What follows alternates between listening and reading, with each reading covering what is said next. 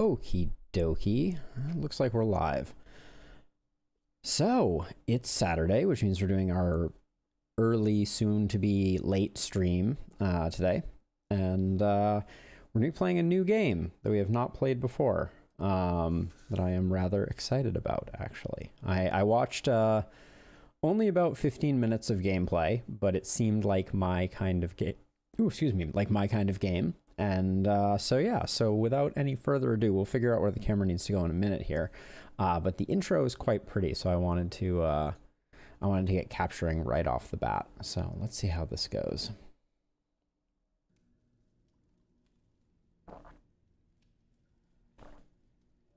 There we go. Yeah, so the game is Goblin Stone.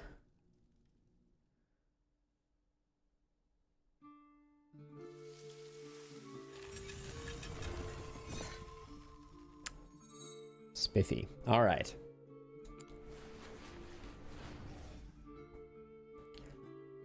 So let's take a look at the options really quickly. I don't think we have much. So this is a demo, as a reminder. Why would we not go high quality? Can't imagine it's not going to run well. But we will see. But yeah, so it's a story-based game. It has some Darkest Dungeon-esque inspiration, but a very interesting timeline system. So let's roll into it. This game is in development. You're about to play a demo version with limited playability. Some features will not be accessible as we are still working on the game.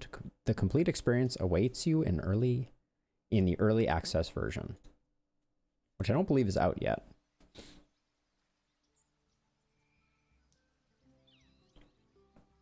After a long journey abroad, your company of goblins have finally returned to their homeland. Guide them safely to their lair. All right, so left and right sends us places. It appears that we have a quest. We will get 200 gold coins and another 300 gold coins for finding the lair. Okay. All right. Oh. Uh-oh. All right. Some of those buttons did not work, but that's okay. And so we have our party. Here you can manage your party. You can see each goblin's stats, abilities, and equipment. You can also reorder their combat position. Okay, so we have a raider named Cowlpooler. Cowlpooler, got it. Has max life. They have a power statistic, a crit, chance for your weapon to deal 2x damage. But what would 7 mean? Crit diminishes for each adventure the goblin goes on. Okay, so this goes back to in the future. I believe there is a facet of this game where you will be breeding, and your goblins will be coming back over time. So I guess this is like your crit goes down as you age is kind of what it's saying. Effectiveness of the character when it attacks. Power comes from the weapon and may be modified by other bonuses. Armor is the effectiveness of this character when it defends itself against physical damage, and resist is the effectiveness of the character when it defends itself against magical attacks. All right. Oh, and max life, the amount of life. And so then this is the piece of equipment that we have equipped, which is a crude chiseled stick. The raider can use it. It adds 6 attack power and slash. Attack with your sword and deal 6 damage, 20% chance to inflict bleed. A short stick with one side sharpened to an edge. Now, there is a card system. So I think the weapon comes with a single ability, which is called slash, which costs 20 energy, and we'll get into that in a minute. And then we have certain abilities that I think come from our class. So we also have a peon who only have stone throw. And then we have, what were their names though? Bell setter, more peeler, and keen mutter. Very nice. Oh, and they also have a mind, body, and spirit attribute that I assume will come in later. And genes. No remarkable genes. No remarkable genes. No remarkable genes. And no lineage either. Still in development on the lineage. Okay, well, let's press forward a little bit. Enter a deeper part of the woods. The scent of danger lingers heavy. All right. Kind of feel like so far the upper right hasn't been used. Let's try that out. Ahead, an adventurer rests. All right, there's... Here they sneak. Okay. Caught off guard, he braces for battle. Okay. Okay. Combat is turn-based. Everyone falls in line to attack. Kill the enemy to win the battle. So the way this works, everyone will move to the center along this time bar. Okay, so if we were to read this right now, it looks like we will have 3 moves, and then he will go 4th, and then our last peon will go 5th. So time progresses in more of a linear fashion as opposed to Darkest Dungeon, where things are very kind of like stochastic, I guess is the way to describe it. When a character reaches the middle, their turn starts. So here's Cowl Pooler, and depending on it's your turn, select an attack. So we have First Blood, which is expensive, and you can see that it is expensive because you can preview how far back they go after that action. So cost is essentially how long before their next action. Execute would send us back the farthest, but let's see. Targets for an enemy. If the enemy has less than... Okay, so execute is only if they have low hit points. First Blood. If the enemy is undamaged, deal 5 damage and inflict bleed. Or slash, deal 10 damage and 20% chance. So let's force the bleed. Okay, and we get to select who.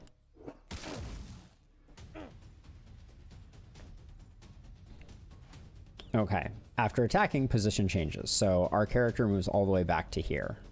Got it. One of your goblins is tired. This happens after using expensive abilities. Tired goblins take more damage. Ah, interesting. Okay, so we can only smack here.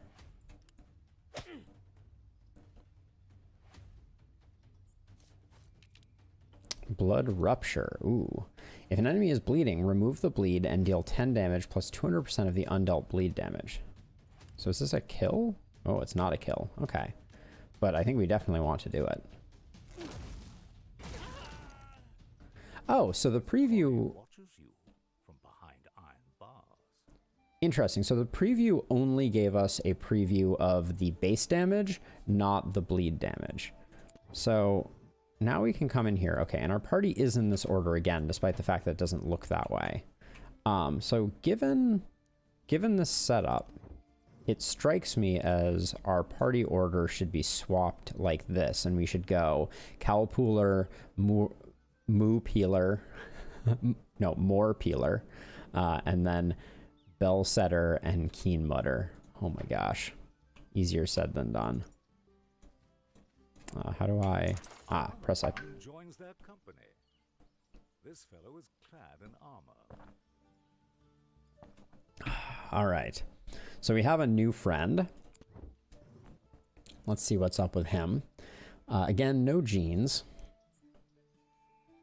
He is carrying a crude wooden stool, which is a shield. Attack with your shield and deal 5 damage. Plus 10% chance to stun. Okay. So it seems like he should go first. Oh, I don't like that. I don't like the way that these, I don't like the way that the switching happens necessarily, but that's okay. And he has quite a bit of armor. Okay, and nothing else particularly remarkable, but welcome Soul Porter. Now, okay, we don't have a map. What's our inventory? Our inventory is empty. Okay.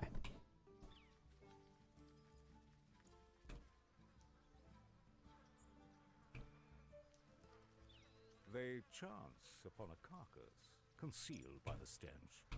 A small trove of unclaimed meat and giblets. Oh, giblets. Okay, so I click on that one despite pressing up on the other one.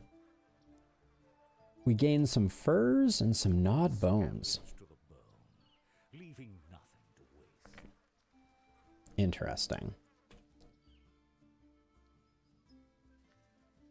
Oh. Friend or foe?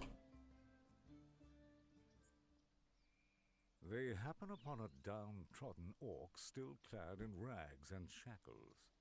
At his feet, a freshly dug grave adorned with a bone club buried in the barrow.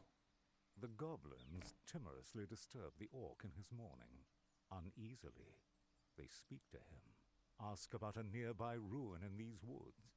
Barely noticing their presence, the orc wipes away a tear with one hand as he raises the other to give direction.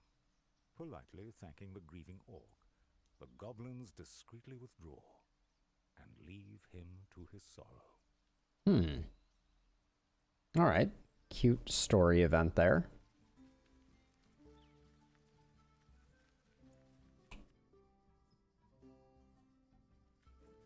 Just beyond an old, forgotten watchtower, held fast by a great forest tree. Okay, so I guess we're talking about that over there, which I think might be our lair.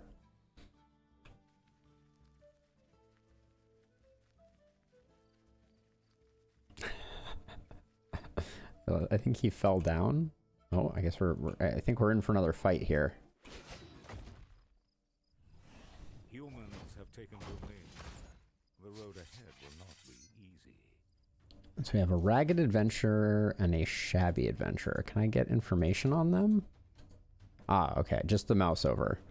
Ragged adventurer has 1 armor, no resist, or 0 and 0. Okay, so intercept next to attacks of the target, or shockwave.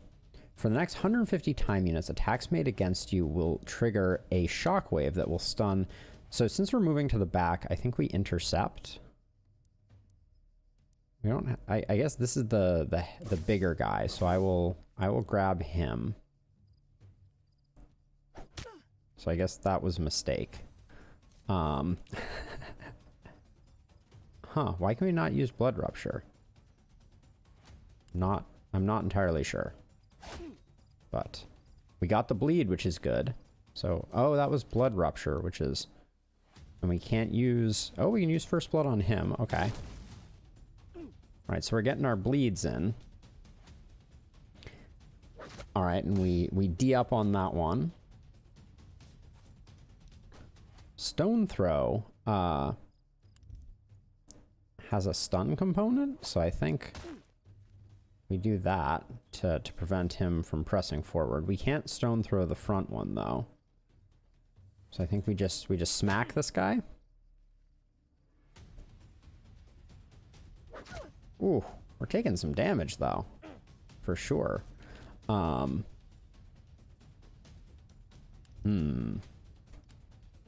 Getting worried about more peeler.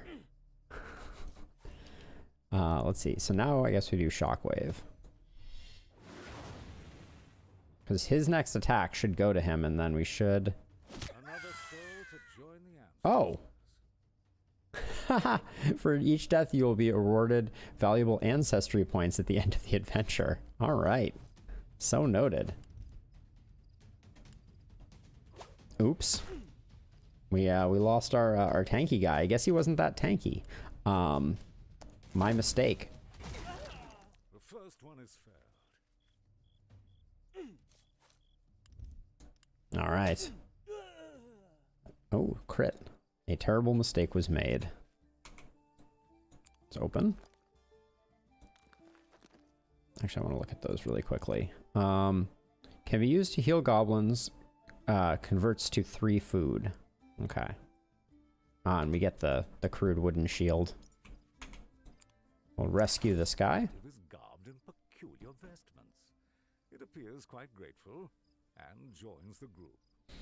Okay, so the first thing that I noticed is, do you both have blood rupture? You do. So you're no different, but I think we want this guy to go first because he's low hit points, so we want him to get to the back. I think we want to move this guy up, because what is this guy doing? He's doing some healing chant stuff. Stunning target and healing them. Okay. So he's like a healer slash caster type. And unfortunately, we lost our stool man. The humanity of it. Gonna try and get this guy a heal. Oh. I do like the art style in this game. Ooh, a lot of dudes over there. Quietly, the goblins approach the ruins, peering from behind a bush. They watch nervously as a pair of human adventurers awkwardly stumble out of the ruins.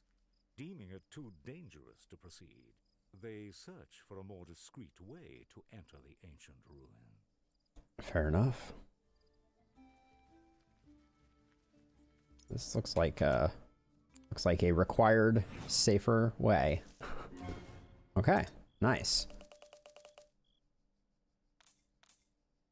Okay, we received some money.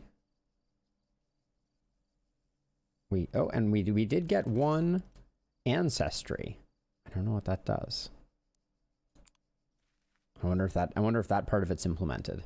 Was this a brilliant strategic move that I made? Make their way under the tree through a dark and uncomfortably narrow tunnel. They miserably crawl through the crannies until they reach the tunnel's end. Oh. Unbeknownst to the goblins, they find themselves intruding into a human-infested establishment hidden beneath the tree. The crowd scatters in a frenzy at the sight of the unexpected trespassers. As the chaos ebbs, a surly innkeeper and his flunkies are all that remain. He turns to the goblins with a baleful glare, intent on exacting retribution. All right, here goes nothing.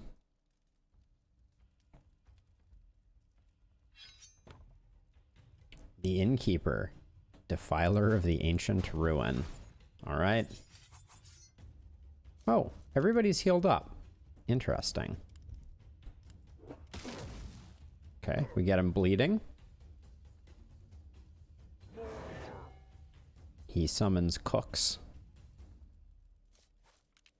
We do get blood rupture, so I think we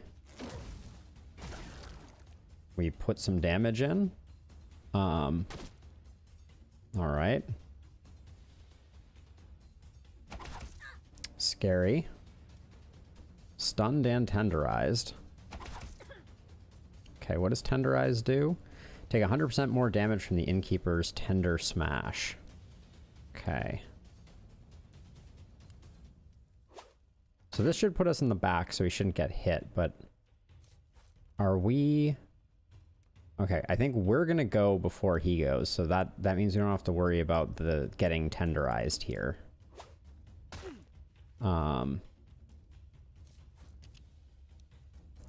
Heal damage allies for 3 and tired or exhausted for 9.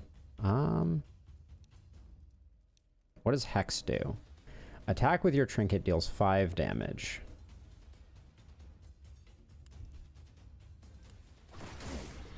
Okay.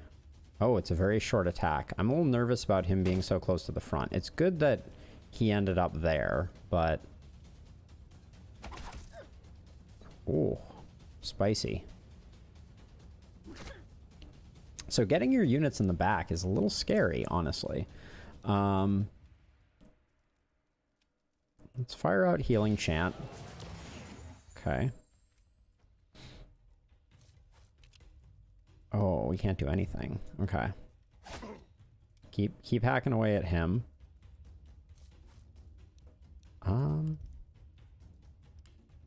I think the stun is worth. Cowpooler is gonna take a hit probably. Okay. Oh, the bleed was still present there, which is interesting. More Peeler is gonna take a...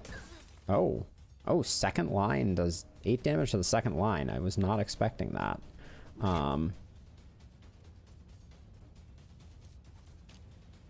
Okay, we're just gonna slash this guy for the kill. Nice crit. I'm worried about this guy. Yep.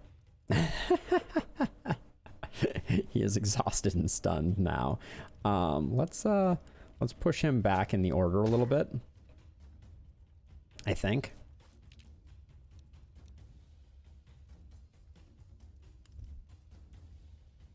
Let's slow this guy down.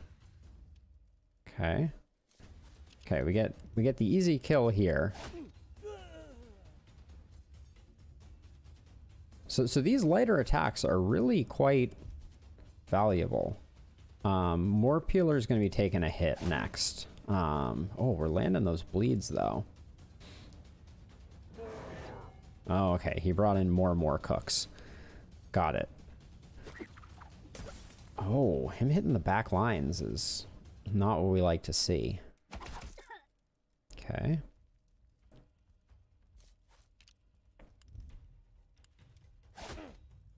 No bleed on that one.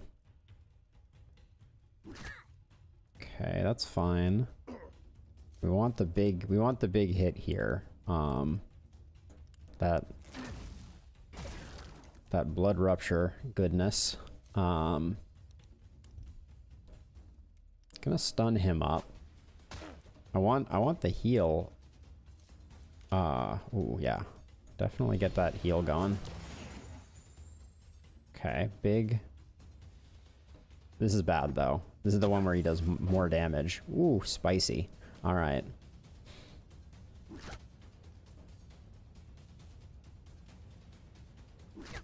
Yikes. Keen mutter. All right, but we're gonna get. I'm gonna go for the cook here. I think Bell Setter is gonna take a whack. It's a little hard to. This interface at the top does not make it super easy to determine what's going on. I feel. Maybe I need to pay attention to it more, but it's a little hard to kind of like intuit exactly what's going on. How much is it gonna do? 5? Second and third, okay. So we can finish off with bump buffer here, which I think is worth. All right. Do we have to still fight the cooks? Yes, we do. All right. We have a pretty healthy front line coming in, so Cowpooler should be able to take the beating.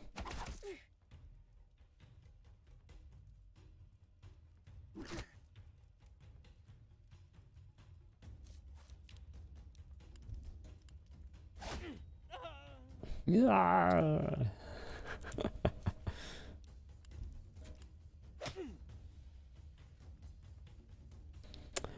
Bump buffer seems to be getting oh, hold on a second, actually.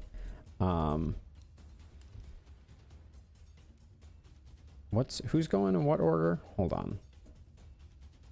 I think I do. You're our more valuable unit, so I'm gonna hit you. Yeah, and then that, okay, so I switched up the order by stunning more Peeler so that he wouldn't get axed. Oh wait, we can use execute. Big hit. Ooh, some embers coming up from the ground. All right, we open it up. We get 900 gold, a bunch of food, and a crude ham hammer. Plus 20% power, plus 20% stun, plus 10 max life. Slash attack with dealing 20 damage and 20% chance to bleed. Sells for 1600. Seems amazing.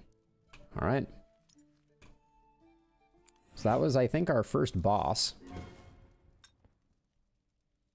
We lost nobody on that second one, so yay us. All right.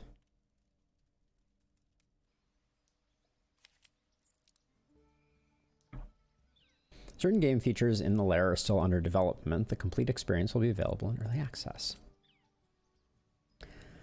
Horror in the Woods, new quest. A horrible blight lurks in the old woods, bringing terror in its wake. Seek it out and destroy it.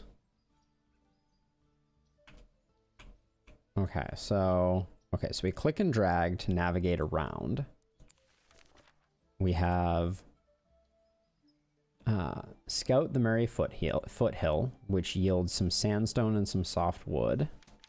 And we have Horror in the Woods, which yields an orcish artifact, a large green gem, and money. But we have to fight the Shadow Rite to do that. Okay, all right, so we can zoom in. So we have 3 up here, 3 recruits, which this is... Let's talk to the merchant first. Okay, so we have squatters. We have Hush Pewter, Lush Zapper, and Twig Seeker. And then we also have the merchant down here. Available squatters 3, merchant level 1. A place to recruit outsiders or browse the visiting merchant's wares. Okay, so he has another, oh no, we have that ham hawk. There's a dull okay, so we have a fine rock on a stick, which is not nearly as good as the ham hawk that we have, but is for raiders. Is this for raiders as well? Yeah. We have the dull wooden stool. Okay, we have dull chiseled stick, which is what we already have. Fine magical twig. Dull imbued bone. So attack with your wand, deal 10 damage versus deal 9 damage. A dull primitive wand, which has damage versus elves. Oh, interesting. Damage versus halflings on the magic rock. And plus 15 armor on the crude wooden sword for the raider. Okay.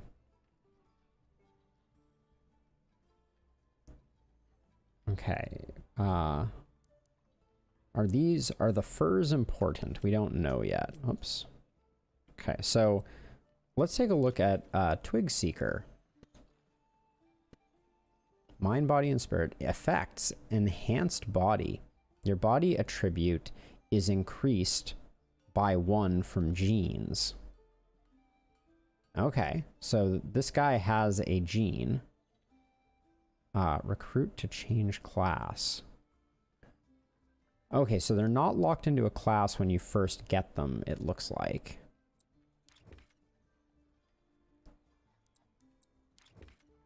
But we appear to have 2 shamans. This one is ferocious. Whenever you suffer a mortal wound, gain 20% power until the end of combat from genes. Okay, so let's recruit. I think, I don't know if enhanced body is good, but let's recruit. I mean, is there any reason not to recruit everybody? We're at 7 of 36, so I think we grab them all. And then we have the barracks here. Okay, so here are the ones that we just recruited. So Hush Pewter or Twig Seeker was the enhanced body. So we can change their class to a guard. Changing a class costs 50 doohickeys. What is that resource and how much of it do I have?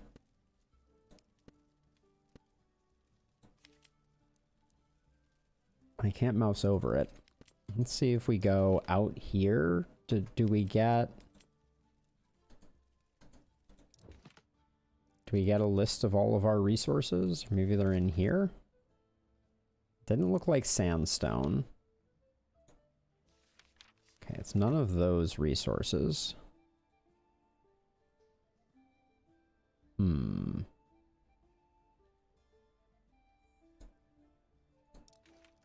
The war room is where we select our party format. So we could kind of go like this, and we could put Twig Seeker in here.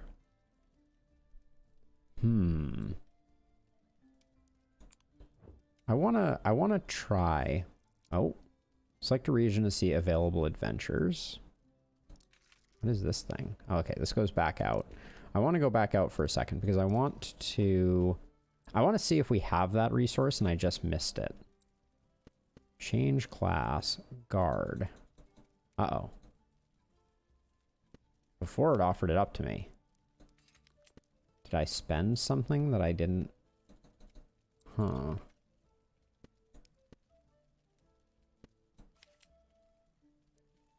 So why can Hush Pewter no longer, wait. Does Hush Pewter have multiple genes now? No. Oh wait, did Lush Zapper oh, Lush Zapper is melodramatic. When you die, fully heal all allies. That's quite humorous. Wait, hold on. So maybe I need to take Twig Seeker out of the party. Maybe Twig Seeker was the one that I was looking at. Okay, so that's where we do raider stuff. Okay, barracks is where I wanted to go. Hush Pewter. We can't make. Requires 5 points in body. Oh. I see. Okay, so Hush Pewter, by having enhanced body, is capable of becoming a guard. So let's try that out. Okay, we spent something. I don't know where it was, but I'm excited to have a one of them. A guard, as it were. So let's make up our party. I think I'm going to go with something like this, and then I don't know, maybe something like that. Maybe we move our peon up to get an early stun out. I don't know. And then for our raiders, our second raider, we're gonna give this delightful ham hawk. And Twig Seeker, we have a stool to equip on him.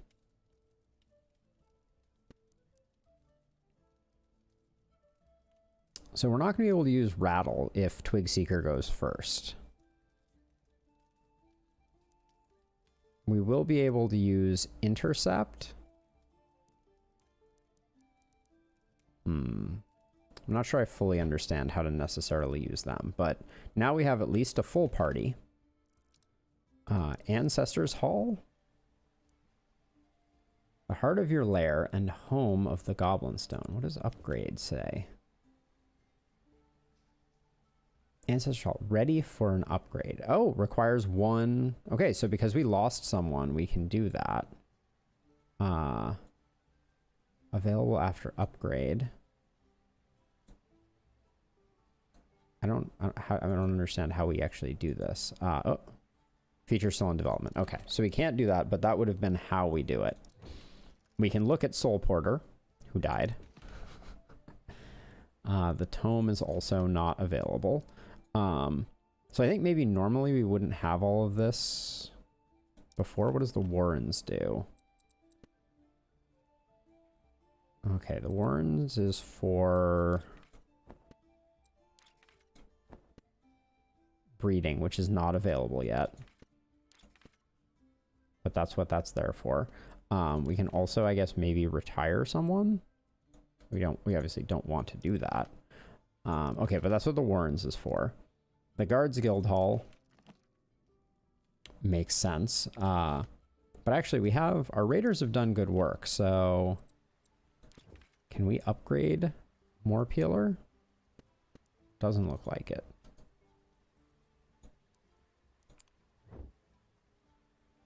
Age 2, which means their crit goes down, I think. Skills unlocked. Manage combat skills for all Raiders. Okay, being able to manage combat skills is still in development. We have the Armory, where we can see all of the things that we have. Oh, that actually reminds me. I think that one of our shamans might not have a weapon.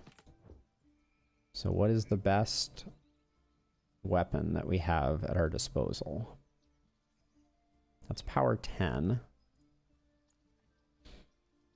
This is power 10 too. This one deals extra damage versus elves. I have no idea if we're going to run into elves, but I'm going to grab that. And now... Okay, we don't do that there. It is challenging. The UI for things is a little tricky. Okay, yeah, your fist, you're gonna get... Wait, where did the wand go that I just bought? Was the wand not for shamans?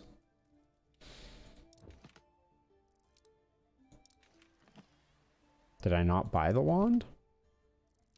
Maybe I had to click confirm? Maybe? Ah, yes, I did have to click confirm. And a fine rock stick also looks pretty good for our other raider. Or we could go with the... Can we get both of these?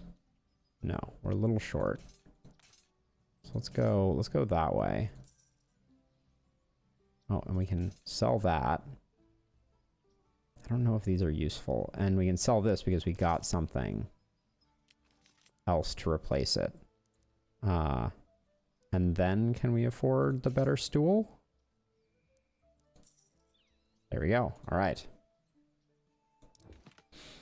So now let's get ourselves geared up because I've actually bought the things that I wanted to buy. There we go.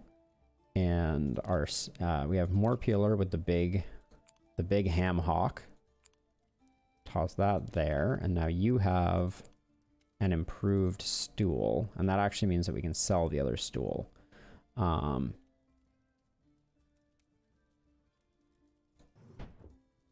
Okay, but I think with that, I guess we take this team out and we see about... Okay, so we have a quest in the Merry Foothills. I don't think we want to go to the lair too early. There's like a little goblin man on there. All right, let's go here. Numerous human-type enemies, so no elves. It is rich with resources. All right, let's rock and roll. Let's see what happens. This is our crew. Oh, that little red goblin was us. Silly me. What is the red exclamation point?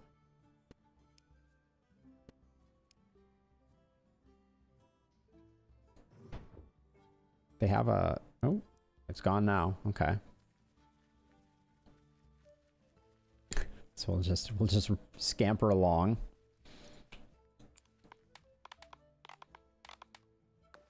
Okay. Get some soft wood and some brittle fiber. Oh, wait. We can do it again, apparently.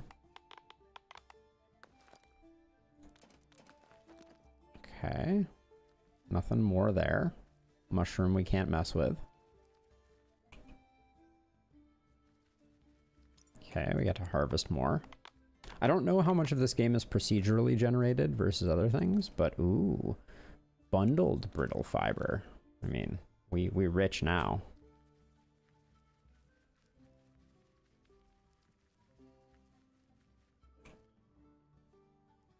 Okay, there's a wolf.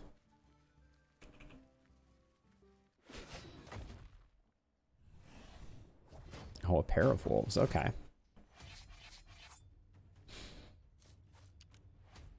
Okay, so we go first and then the wolf goes. I think we just bash him. Okay. Keen Mutter takes the hit, just the way that we like it.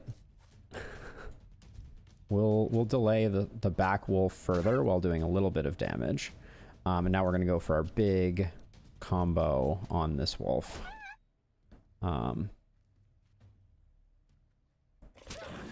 Okay. Okay, so this wolf is toasted by our giant ham hock.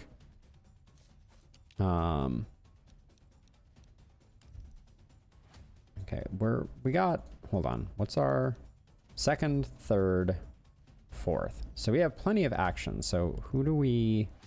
Oh, I don't like that I can't see people's hit points until I mouse over. Gonna hit him with a heal, because I think we have plenty of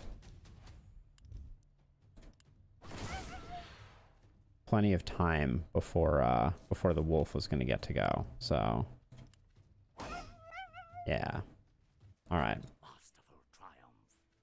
I don't know if we need to readjust our party order. Okay, that wolf was carrying gold. A gem fragment worth a small amount of gold. A variable interplay of colors glisten from within it. Nice.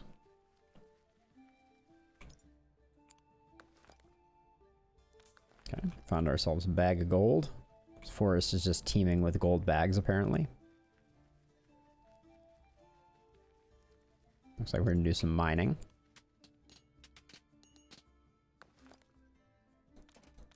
Okay, a little bit of copper ore.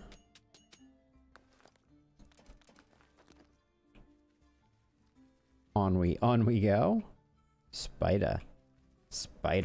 Ooh, aggro spiders. All right. Okay, the back spider looks extra mean. Ooh, all right. Wasting no time. I'm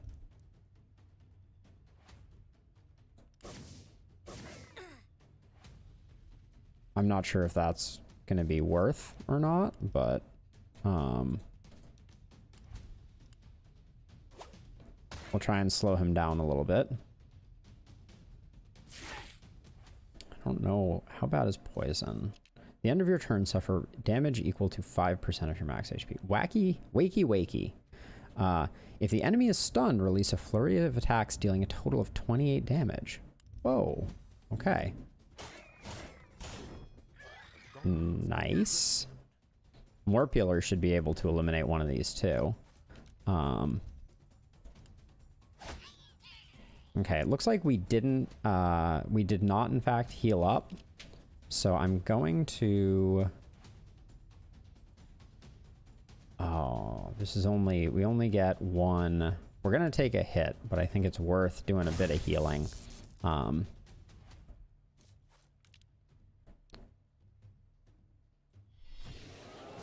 Oh, okay, so second is different than next. So yeah, we'll take a hit here. But that's fine.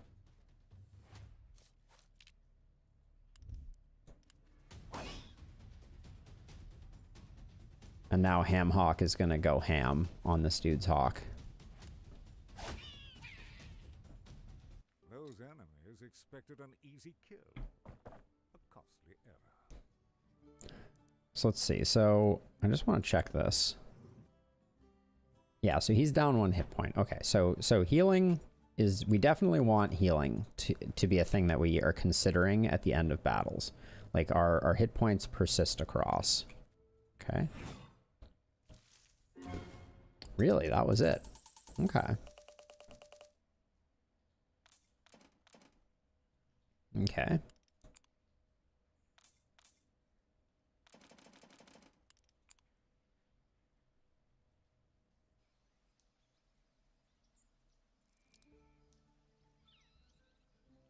Okay, that was day 3. So... We picked up a little bit of money, so... Oops. I wanted to look at our potential recruits. This guy has a ton of hit points. He is ferocious and a numbskull. Resist increased by 25%. Your magical attacks deal 50% less damage. Okay, so terrible shaman. Therapist. At the end of combat, heal 25% of your life total. Gangly. Abilities cost 20% less power. Power is reduced by 50%. Interesting. And another numbskull. Numbskull on a raider seems fine though. This guy seems like...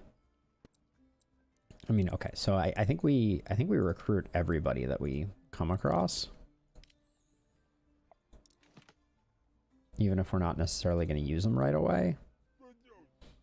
We have 700 gold. A crude imbued carcass.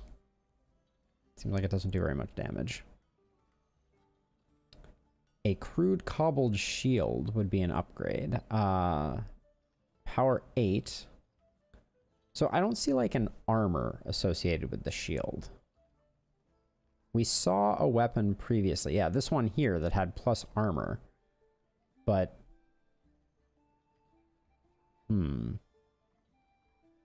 And also, I do not know what of this stuff I can sell safely. We don't need... we might need the stool. Okay. But I think... Now, if I look at our characters here, right? So, like, our guy who has the ham hock. His stats... Yeah, his crit is plummeting due to his age.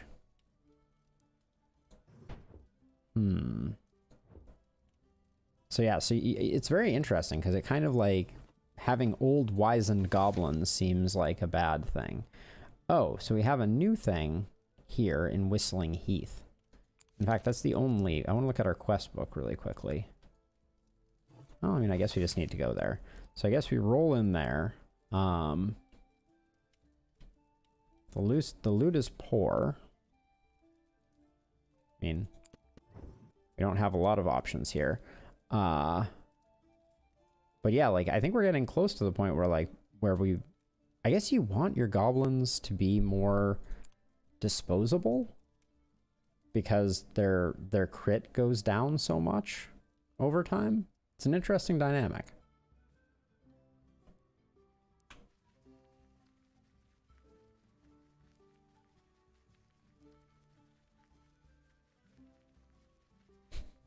I do like the way that the goblins fall down. It's very adorable.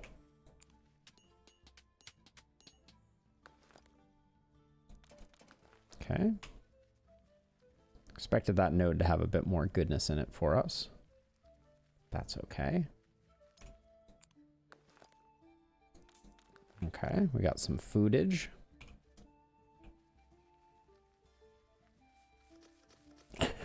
Wait, now can we go down here?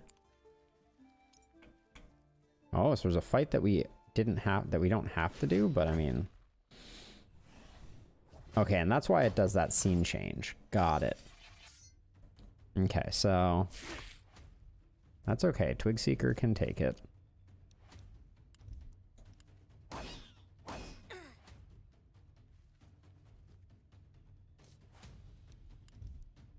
Actually, hold on.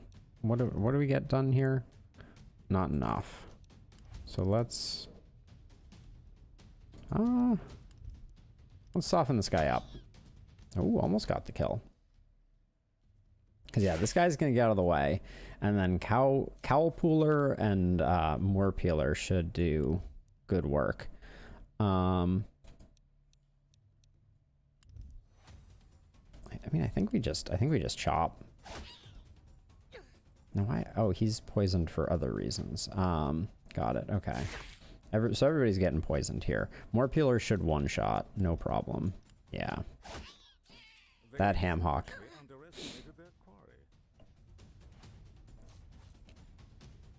Let's see. Nobody needs a little heal. Oh, you can only do that on the front line? Oh, okay. So we can kill either of the backline units. So we'll do that.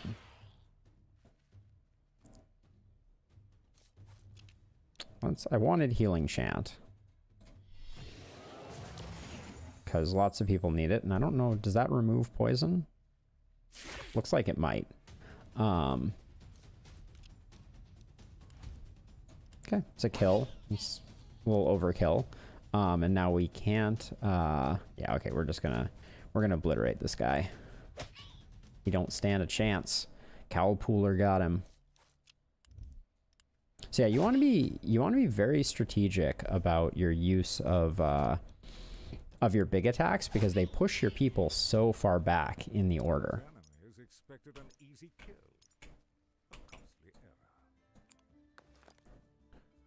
Okay, we did all that for a sandstone. I'm unconvinced if that was needed. Okay. We don't need to heal. So you should do it anyways. Okay.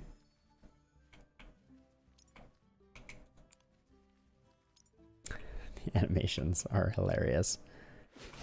Oh, this guy was like right up on us. All right.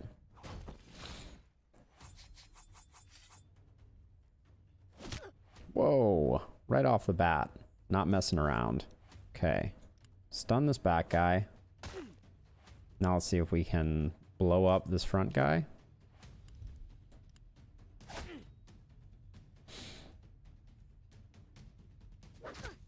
Okay, Twig Seeker I'm getting a little nervous about here.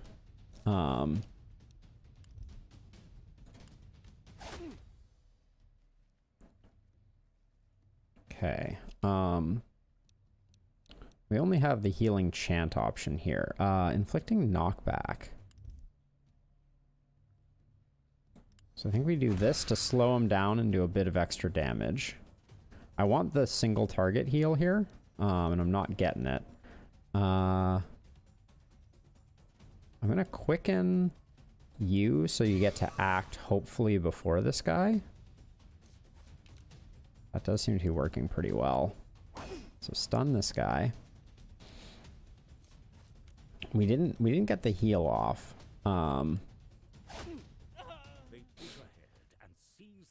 But I see the value of quicken. Yeah, and this guy gets roasted. But we did not get a heal for Twig Peeler. Also not sure if that's actually his name. Need to check. Getting confused. So wait, so who took all the damage here?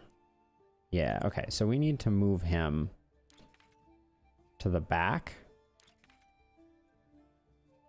So we can hit him, we can hopefully hit him with a quick, oh,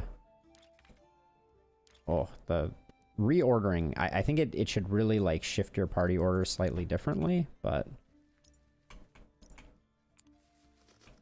Okay, so we jump down. Okay, we find a wall there.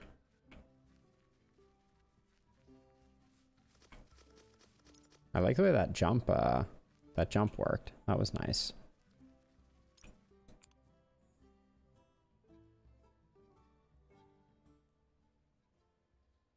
Okay, far off a rumbling sound is heard, and they sit down. That's cute. Okay, nothing more this way. So presumably that was tutorializing the fact that this is essentially a button, and sometimes you need to explore further to find a button to open things up.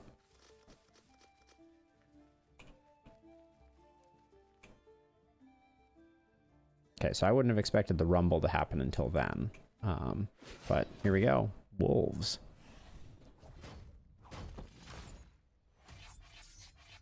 I think we're going to move through this wolf too quickly to get to where we want to go in terms of healing. So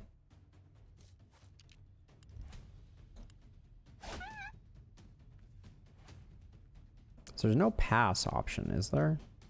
Nope. So the fact that this kills is unfortunate, because now we're... Now, it may not matter, because we may be done with this quest. Okay, we got some meat. Ooh.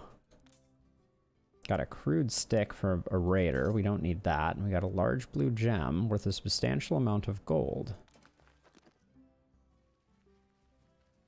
Slightly unclear. Now, does this mean it's the end? I think that means it's the end. Okay. Slightly unclear on what can be sold and what has additional value.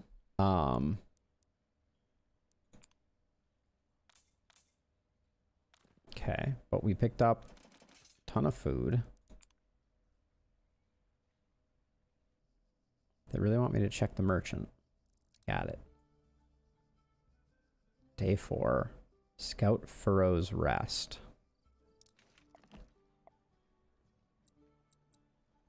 This guy has a ton of hit points. Why is that? Got a high body stat, maybe? I don't know. Maybe HP is not related, or it looks like it probably is. Looks like each. Whoa. This guy is a survivor. So we'll definitely recruit this guy. He seems super good.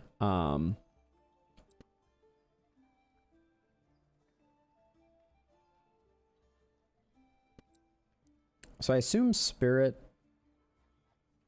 is the shaman stat? I don't know.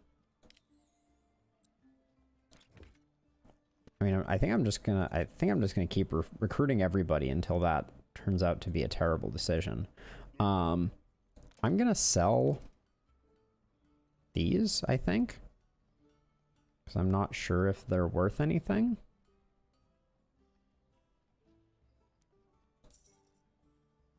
What is this? A jawbone axe.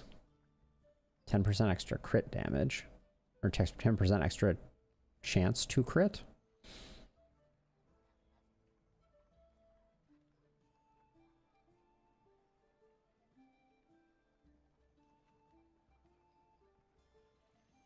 Not seeing a lot here that I'm super excited about. So I think we'll save up. So I'm in the barracks.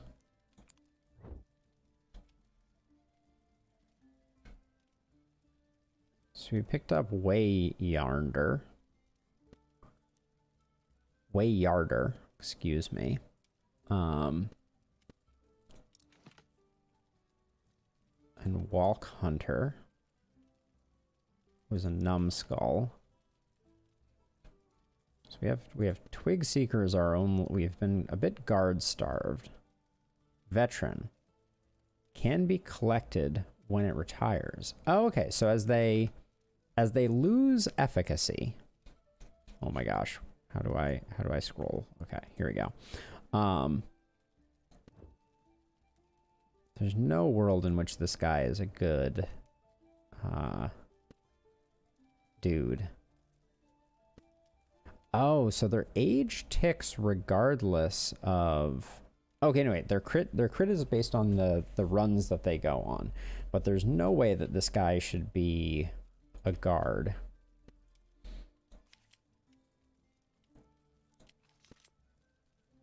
But I don't know what I'm spending there, unfortunately.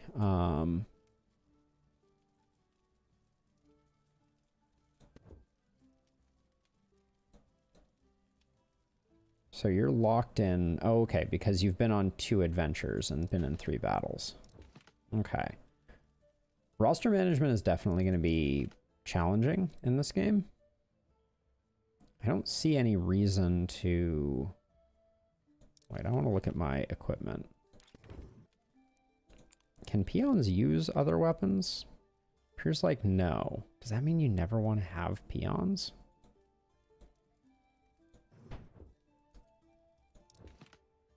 Oh, maybe that's food I'm using up to change them. That would be interesting if that was the ration. So none of these can be used by peons.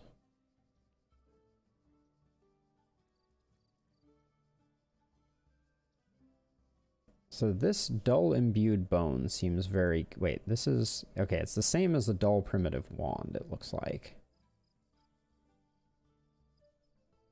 Maybe we pick up a 3rd raider weapon and we remove our peon and go full classes. I think that's probably a good way to be. So let's head to the barracks and let's find a raider that looks good.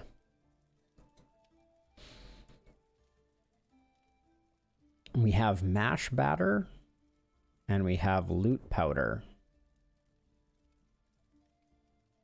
Can't be mortally wounded versus loot powder, who is melodramatic survivor and gangly. I kind of want to try loot powder out just because. So let's add him to the roster. or excuse me, the team. So our adventure party is no longer going to have Keen Mutter. We're going to take them there. Then, yeah, see, I need to do all of this. And then I said loot powder is the one that I wanted to put in. And I want to give him a sword. Okay.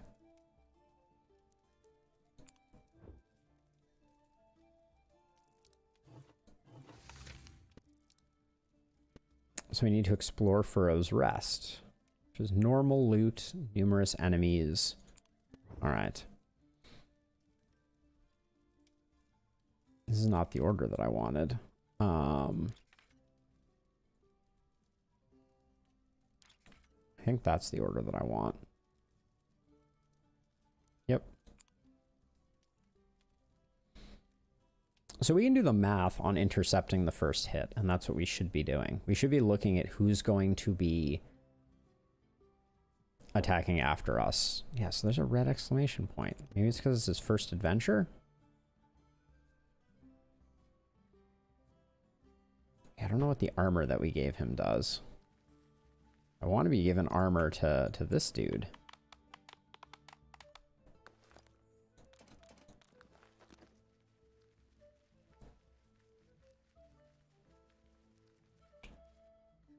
I find it interesting that the taunt is only for one enemy. It makes it very hard to split damage. Or very hard to concentrate damage. That's a floating skull. Okay. Interesting. Okay, it's 2 floating skulls. Okay, so the zombie...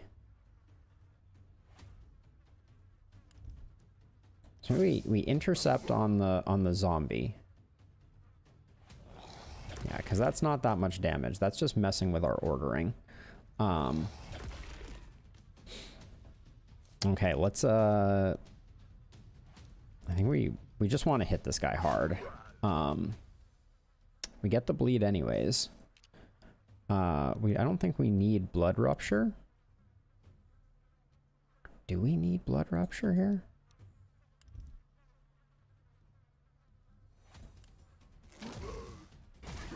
I guess we did.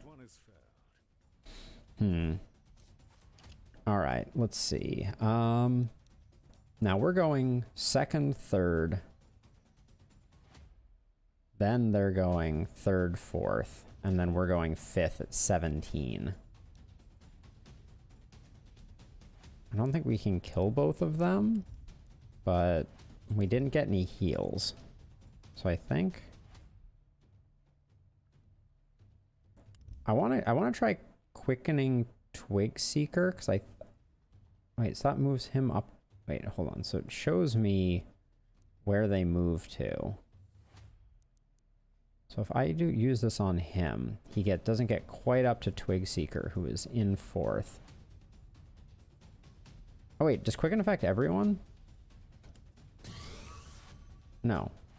Okay, the selection on that was very odd.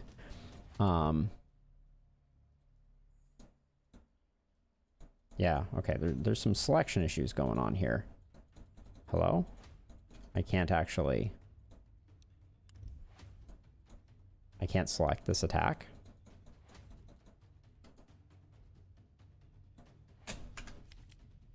Something odd has happened here.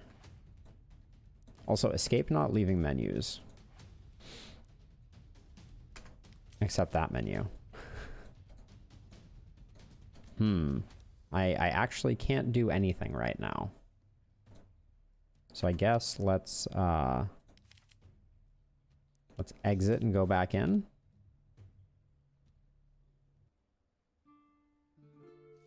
All right, you know, it is a demo, so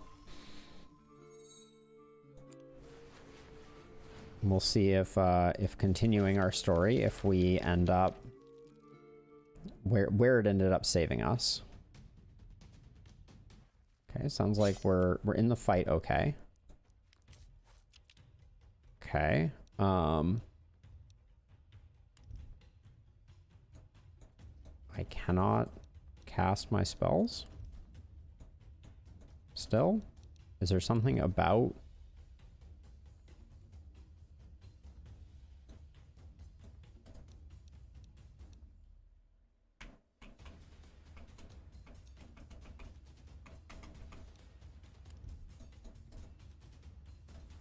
I mean, clicking is clearly working because I'm picking it up. Let me see if, okay, I can use the group heal. Okay. They chomp me. Please let me attack. No. All right, so we're gonna exit the game completely and see if that resets it. Let's give this a moment. If not, we will be heading over to Monster Train a little earlier than expected, which is a-okay with me. So, apologize for the black screen here real quick. Let's clear out any weird caching that's been going on there, and we'll bring it back up.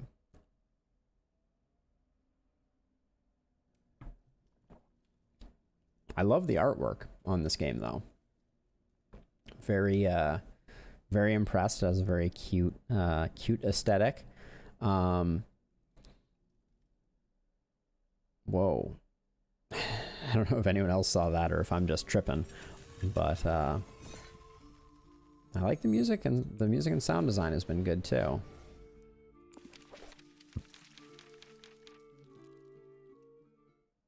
All right, let's see if we can act again.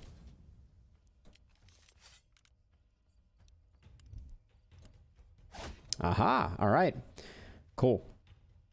Whatever it was, ain't no thang. Get those healing chants off. Oh, skipped the. What? Oh boy. That's not the person that should have been attacking there. As the goblins dispatch the threat. Okay, well, something weird was going on there. We'll see if it carries over. That was definitely a little distressing. Ooh, 4 junk, finally.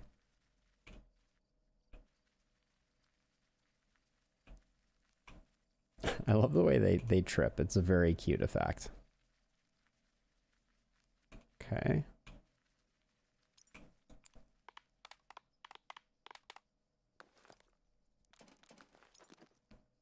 Hey, Sleeping. Welcome. This is Goblin Stone.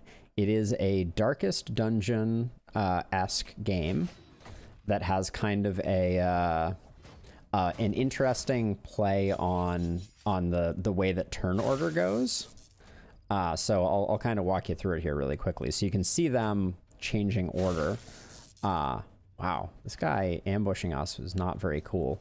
But basically the top timeline shows the order in which people show up. So currently, Cowl Pooler, our raider, has the option to go. And so there's a small deck of cards that each class has. So I have Chop, First Blood. Given the order, I'm gonna First Blood to guarantee the bleed. Because there's a lot of like attack synergies. So like for instance, Blood Rupture is going to do 200% of the undealt bleed damage here. So we'll go ahead and do this and blow that centipede into smithereens. Goblins breathe easy.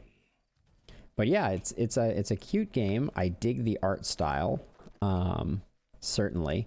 And yeah, it has an interesting set of mechanics. It's sometimes a little difficult to figure out the turn order because you have 2 timelines. One, I'm all over this game too, so you're in good company, Rogue. Oh, Rogue, I thought you said Rogue was all over it, but you said would be. Yes, you should definitely share it with her. So this is only a demo at this point. Why do we keep getting surprised?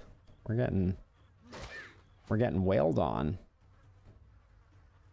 I love it. Zombie A, B, and C, just in case there was any confusion. Nice. Yeah, so it's only a demo, so we haven't gotten a lot of the story, except that, you know, we're kind of like, we just live in, we were out on an adventure, and now we're kind of like rebuilding our goblin civilization, it seems. All right, so why did he take so little damage there? That was weird. Honestly, not sure. But yeah, so we apparently came back from being abroad, and there's a whole like ancestry component to the game where you like where you can breed your goblins and to get beneficial traits imbued in their offspring, and goblins are a bit disposable, it seems. All right, let's see. I think. Well, let's look at our teammates here. So there's one thing that they have to work on, definitely, is that when we have an incline like this, we can't see all our goblins to tell which of them need healing. Like Twig Seeker here needs a big heal. So we can do life shock. That will be a big heal for him. But I guess I'll just do an everyone heal. Hey, Buffalo. How goes it? All right, let's see. And then we can take out either of these back dudes. So let's take him out. They push ahead and seize the chance. I love the narrator in this too. They definitely took a cue from Darkest Dungeon and went hard on the on the narration. So Buffalo, this is Goblin Stone, which is kind of in the vein of Darkest Dungeon. You have these timelines that determine the order in which people go. I was just mentioning that one of the things that I find a little difficult is the fact that you have the goblins on this side and our enemies on this side sometimes makes it difficult to tell the exact order. Like, I can mouse over and see 3rd and 4th, and this guy's 5th, but it's a little tricky sometimes to figure out the ordering of how things are going to play out. But basically, at this point in the game, there are 3 classes. You have your Raider, which is like this guy here.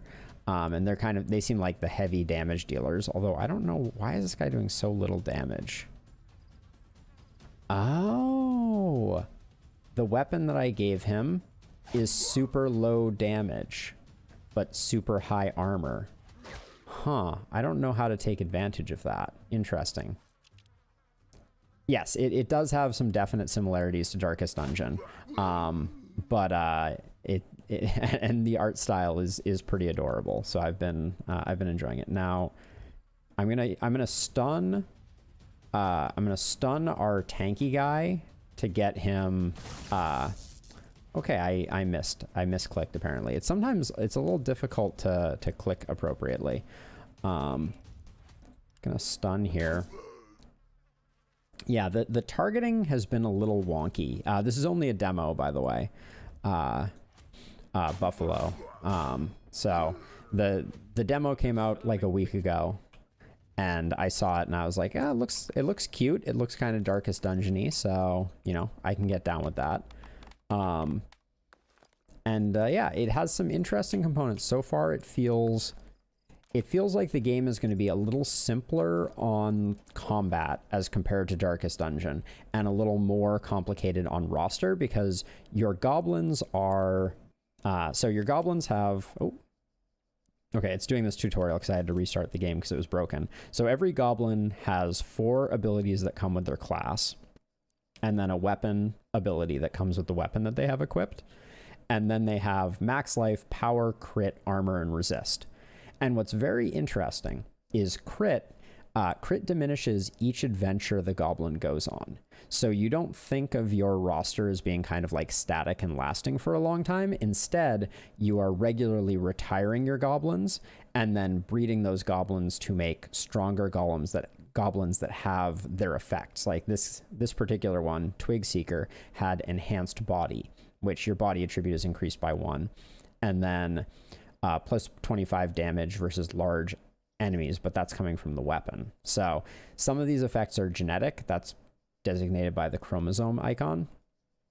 And so you're kind of trying to build up a colony that is capable of doing things, like defeating challenges. So I'm gonna... Do I want to climb up first? I'll climb up first. So yeah, so there's no map of the dungeon. Oh, glad to hear it. I've heard Okay, so now I'm starting to feel like we went the wrong way because we're progressing too far. So let's go back and go down there and see if that was a dead end.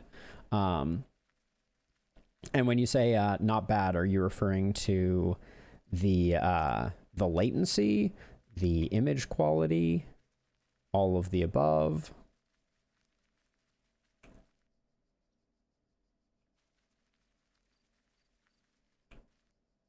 Oh yeah, I remember you mentioning that. Ooh, gain a blessing. Okay. Oh, so we all have haste now. Yeah, so that's not implemented yet in the current version, Buffalo. It's this game is currently a demo, which is what I am playing. There will be an early access, and by the time they get to early access, they're going to implement things like the genetics. But I'll show you where that is once we get back to the lair, which shouldn't be too long. Also, the goblins occasionally stumble when you're running along, which I think is just incredibly cute. Oh, actually, okay, so we're at the end of the dungeon. So much like Darkest Dungeon, you complete the dungeon, you get a payout. So far, things have been relatively easy and straightforward. And then these food rations you use to manipulate your roster. All right, so one other thing that isn't well tutorialized is what are important things to hang on to and what are not. But so this is your, I believe it's called the lair.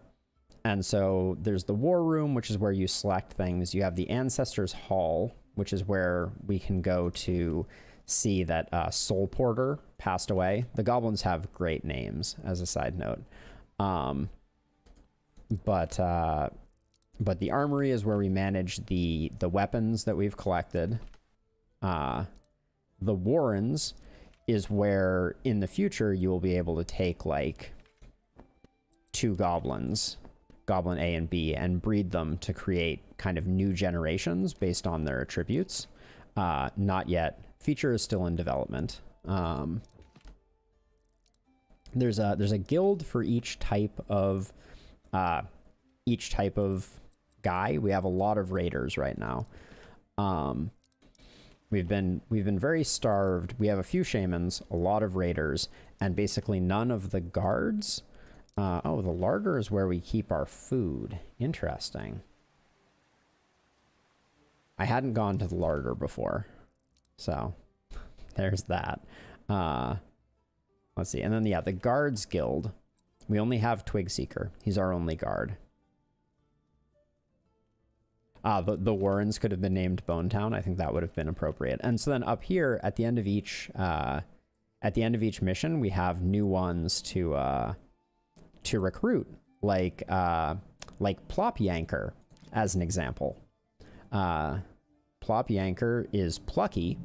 While you are in front, your total life is increased by 15% from genes. And Spiteful Spirit, when you die, deal damage to all equal to 50% of your spirit attribute. So that would be, right now, deal 5 to all. So at this stage in the game, I have yet to fully understand if there is a disadvantage to recruiting everybody. But I'm going to recruit all 3 of them. Yeah, Plop Yanker is pretty good. Mood Limber ain't bad either. The name generation is pretty solid on this game. But you can see all of these come in with crit 7. So they're much more likely to crit early in their career. And then we also have a merchant where we can buy items. Now, and we can also sell certain things. I remain unsure of what things we can sell or not sell. Every time I come in here, it appears like the same things are for sale, and I don't know which of these items, like junk. Do we need junk? Is there a system in place that is going to require us to need junk? That has not been well tutorialized. He does look a little Shrekish, doesn't he? Loose Shrek vibes. But anyways, let's I guess let's continue onward and see what the next mission looks like. We already did Furrow's Rest.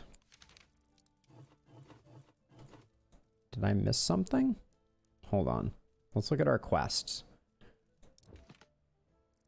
I'm also not sure how far the demo version goes. So horror in the woods.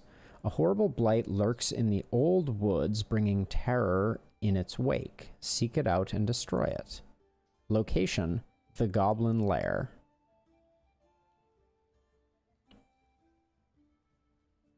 Wait, so this is a journal of the things that have happened. Locate the Shadow Wight and slay the Shadow Wight. And for that, we get an orcish artifact, a large green gem, and a bag of gold. Okay, let's see if there's something on the map that I'm missing.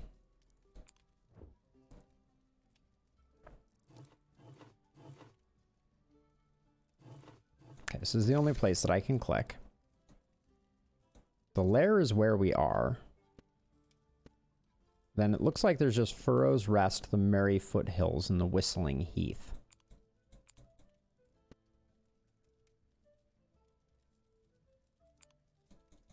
And the lair is not a clickable thing.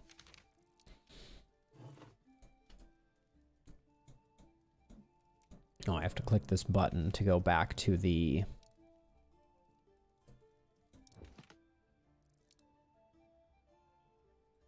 It says day 5 horror in the woods. Is there another place that I'm supposed to go up here?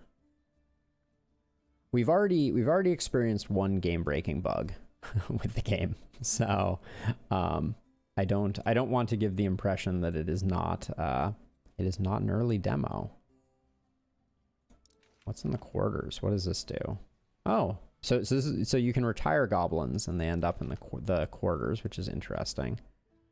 We've done all the guilds. War room, barracks, armory, larder, ancestors hall. There's nothing up here to interact with.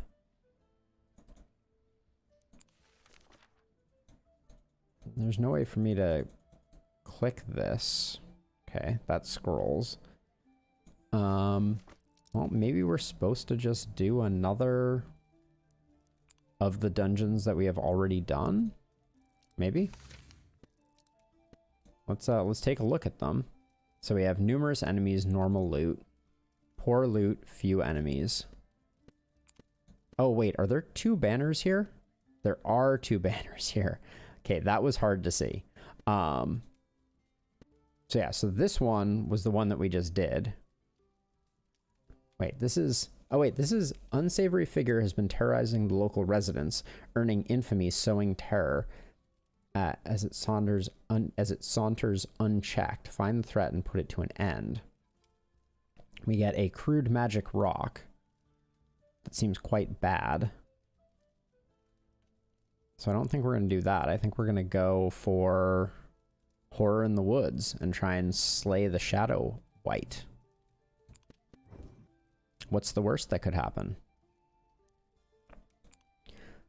We could retire a lot of our goblins to the They wonder what peril awaits in the dark. Which we could end up with a bunch of our goblins going to meet their goblin maker, but what fun is it if we don't try? Oh, I think we found the Shadow Wight. That's so many zombies. All right. So we're gonna stun him up, I think. We have a lot of damage in this front line. Okay.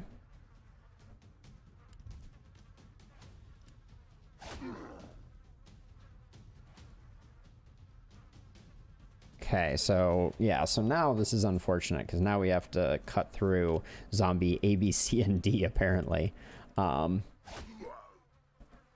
But this ham hawk that we found early on is mighty powerful, so it does a lot of damage.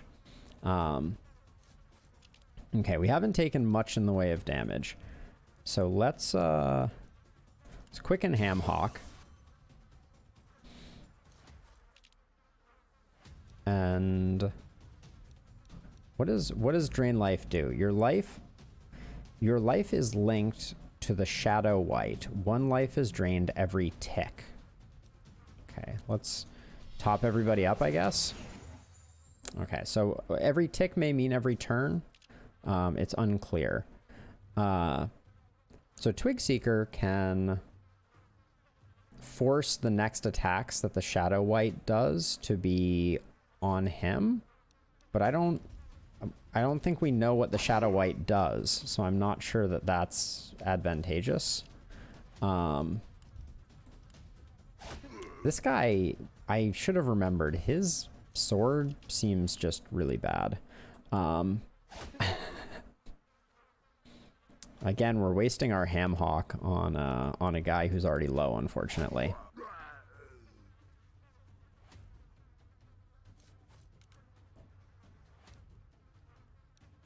I don't... Oh, wait, hold on. Now, this is the guy with... Okay, so this is interesting. So we should just bleed this guy up, because this guy doesn't hit for anything anyways. So he should always be using the bleed ability. Then we'll stun him. Although these guys seem like they can't be stunned, and they also don't... Are they... Oh, they do attack. Okay. I was wondering if that was going to happen.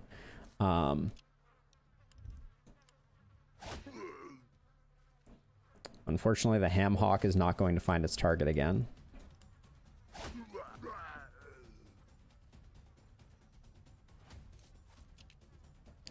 Let's see. So they still have some haste left on them, I guess. I don't know. I think we keep hasting up Ham Hawk Man. He does so much damage. And we'll just throw out a little bit of damage here. Since we don't know what this guy does, let's intercept some attacks on him. So intercept is like a taunt style mechanic. All right, now we get to go to town on this dude. Sadly, Chop isn't going to do much because he didn't draw his bleed, or I would have tried to bleed the Shadow White. All right, at least this does a lot of damage. Nice. Ooh, we get the bleed too. All right. Top everybody off.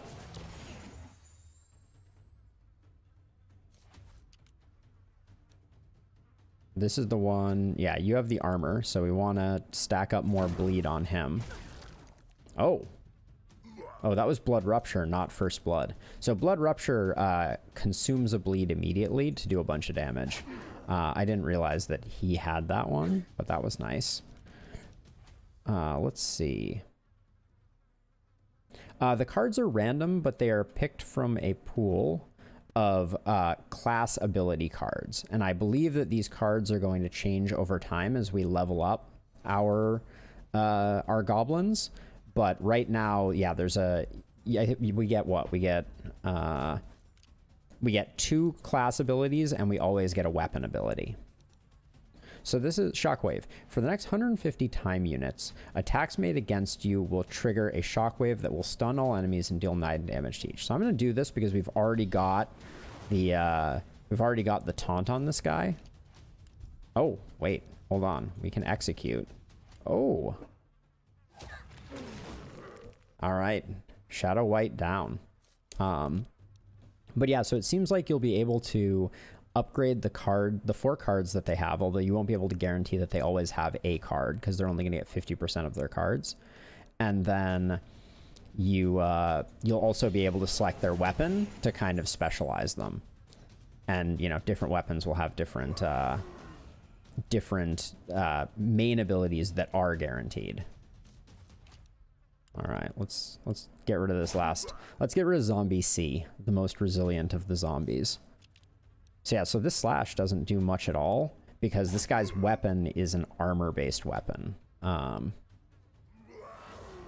right, Hush Pooter is gonna drop this dude.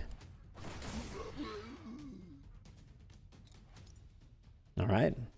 So that was I think our first kind of boss, or not our first boss battle. We did have one other boss battle earlier on in the stream. Large adventure stuffs, various large adventure items of no use to the goblins. These ones are in pristine condition. Okay. So I'm presuming that that is meant to communicate the fact that we can sell it. But I think we can also sell junk, but it is unclear. Okay, we get to pillage this. We got some medium adventurers stuff, some rations, and another crude wooden stool. That's a weapon of the defensive unit, the guard. All right, and that was it. And I believe that it may be the end of the demo. We'll see in a moment here, but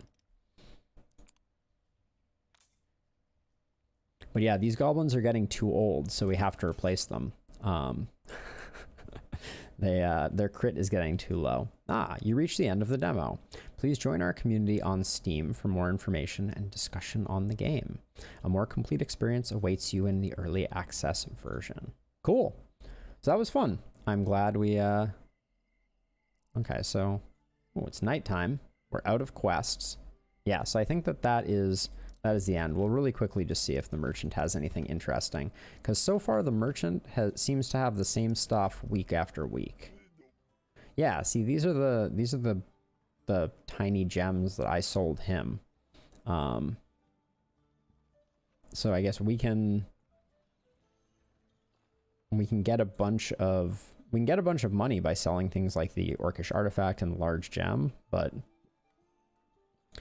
I think we have seen what this game is all about. I like it. I will be back. I expect that I will give the full version or the early access version of this a go, but for now, that has been Goblin Stone, and I think we're going to switch over and play some Monster Train now.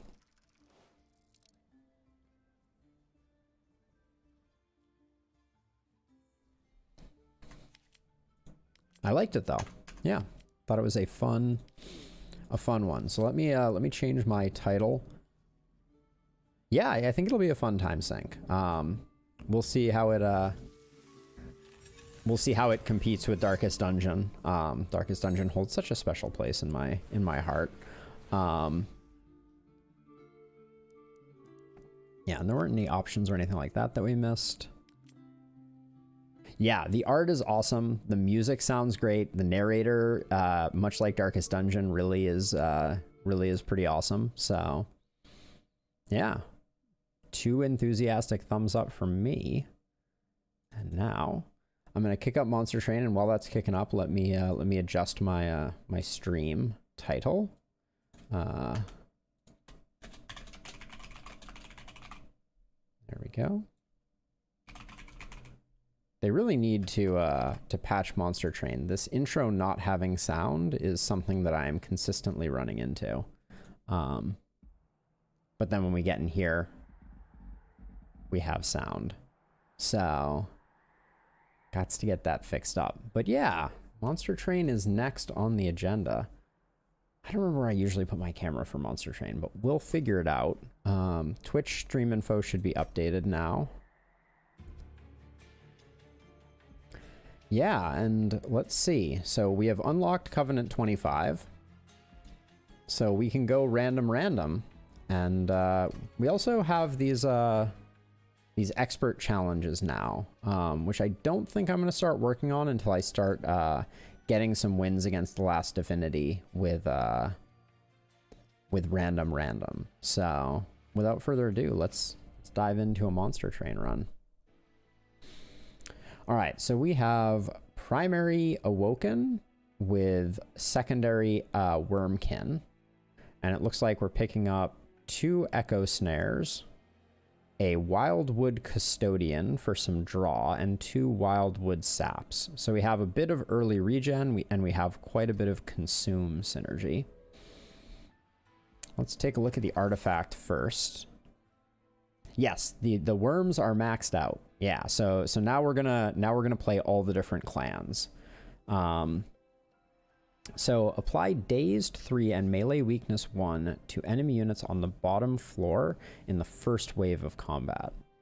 I think Lost Luggage. At the start of battle, draw 10 cards. I think this has a lot more potential for consistency in the deck, so we'll grab that. let's take a look at what our hero is going to be, because we're going Awoken. So Cultivate, increase the attack and health of a friendly unit with the lowest health by the Cultivate value. So this one is going to draw us more cards, which we already picked up a draw relic. Or we can get a large body with a lot of spikes on it. Oh, Revenge Cultivate 1. So it's going to grow our units based on the number of times that it gets hit. So I haven't tried this. I haven't tried Cultivate before. So let's try the Cultivating Sentient.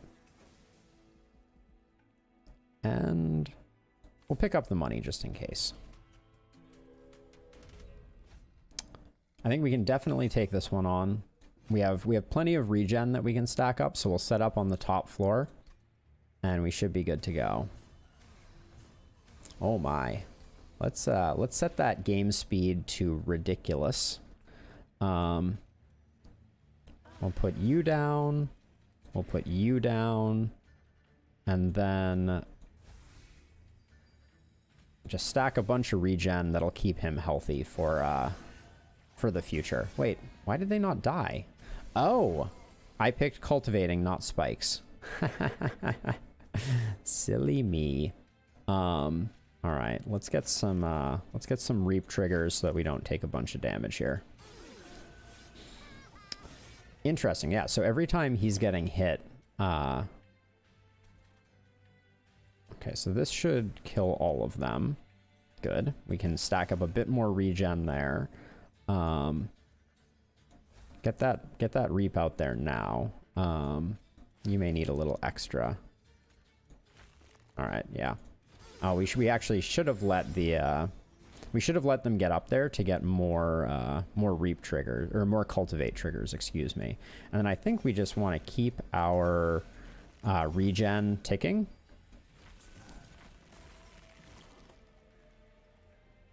Get rid of the Weight of Contrition. I will start playing Reap on him. Keep the regen high. And I expect we win this one pretty easily. All right. Ironically, the big win comes from the fact that our 0-1 just became a like 30 something. Interesting. Stings are almost always good. Right now, I don't really. I mean, I guess we have a lot of Reap that we want to apply. So I think we go Sharpen because of the spikes we can apply. Actually, let's go Steel Enhancer. Now that I think about it, I think that's better scaling for us. A Bogfly to put behind our main dude.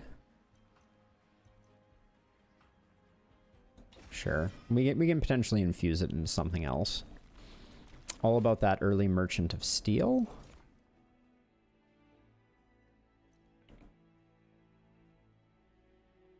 This is interesting. I think its essence is basically the same. Yeah. I'm almost tempted to infuse that into the Wildwood Custodian. So that we have, so when we're casting on whatever floor we set up our hero, we have two things that are scaling. That or we could just go for more Bogflies. I think I'm going to grab the Keeper of Echoes. I think that's interesting. Large Stone doesn't do much for us here.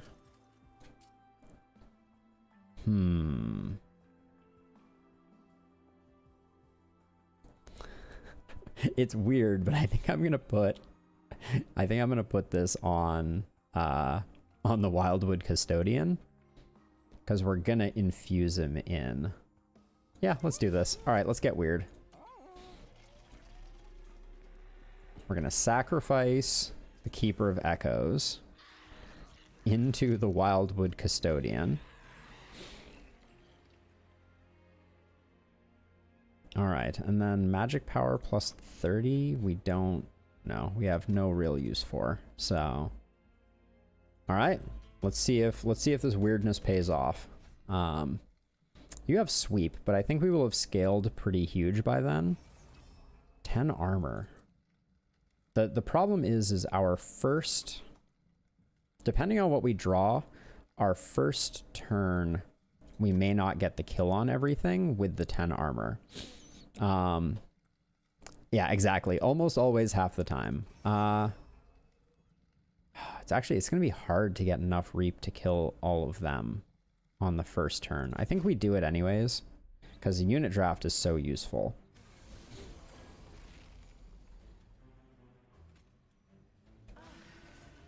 Okay.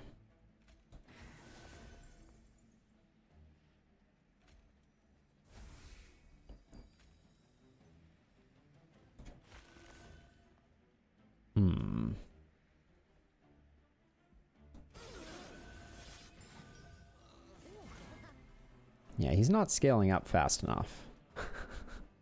We're going to take a bunch of pyre damage due to this. Oh, and in fact, are we even going to survive round 2 here?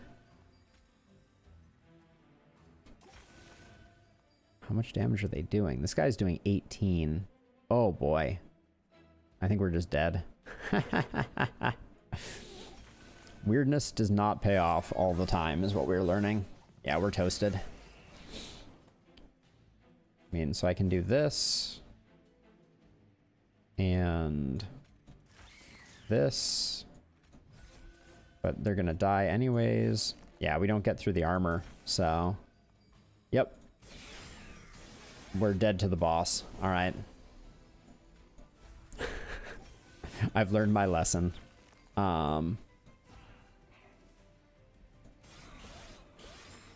Is there any way that we get this guy down? No, I don't think so.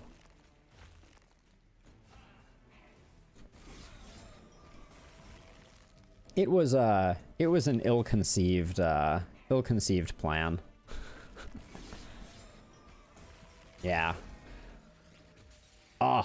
I cultivate not working quite the way that I thought it did is what sunk us there. All right, let's get back on the horse. Pay more attention. Okay, so exiled Wormkin with Hellhorned. We got some armor, some free armor. I know, right? You do it for the clips, right? Extract 3 dazed and move a unit back, and 2 proclamations that extract 2. Okay, so we're gonna want to generate lots of, and we will have a very easy time generating lots of candies. When played, your champion gains plus 50% HP. We're on Echo Right Wormkin. I'm gonna go with Cleansing Water, I think. Did I say we had a ton of consume stuff? We have no consume stuff. All right, let's go Shellboy and try and find ways to hatch them eggs. Spikes 3 plus 20. I think we can do spikes plus 3 because we have just a staggering amount of targeted direct damage. Okay, so put this dude up here. And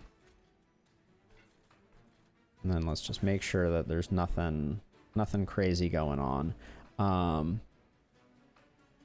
gonna do that, trying to accelerate the speed at which this this hatches, because that's kind of our win condition here. Okay, so we're gonna do this first.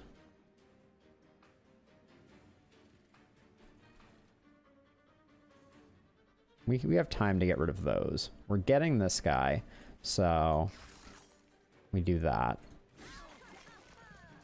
Gotta get those shells. Okay, get some armor on him. 2 more shells, so 1, 2. We get the hatch, which is good. Oh, we didn't get the kill though, which is unfortunate.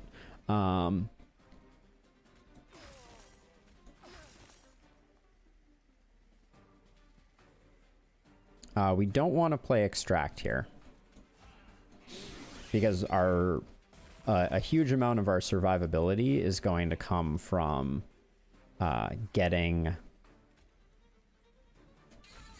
these as strong as possible. To the point where I'm actually going to do that. Alright, we get the kill. We can nuke this dude. Yeah, and they get up to 35-25. Oops, then I knocked him down a peg. Alright. Not bad. We took a little bit of damage. And we... So the thing that we're looking for right now is we want etch triggers. So we want consume spells. Like Echo Snare. Echo Transfer is kind of like a negative synergy for us now, but becomes a very good synergy for us later. I think we need the consume, though.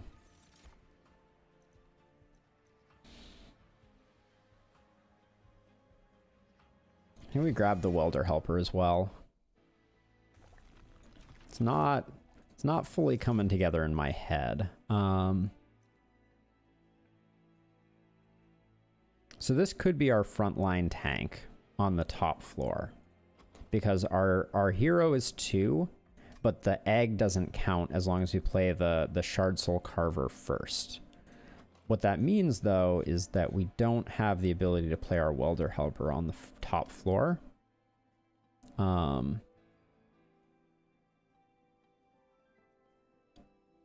What do you turn into? It increases the size by 1, but maintains all of its abilities.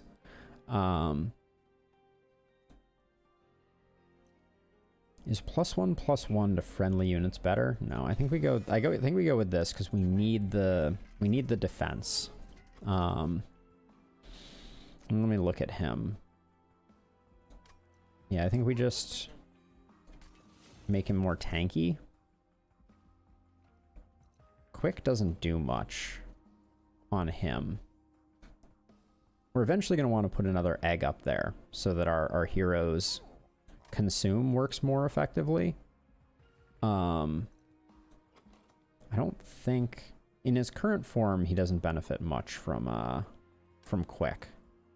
So I think we save our money. We will grab this though.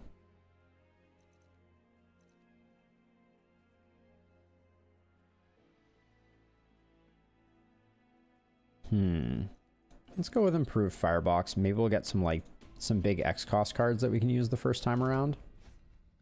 +4.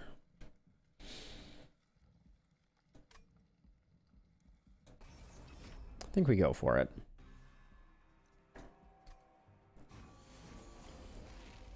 Okay, so we got a little lucky because we were able to play everything that we wanted to play there. We're definitely lacking we're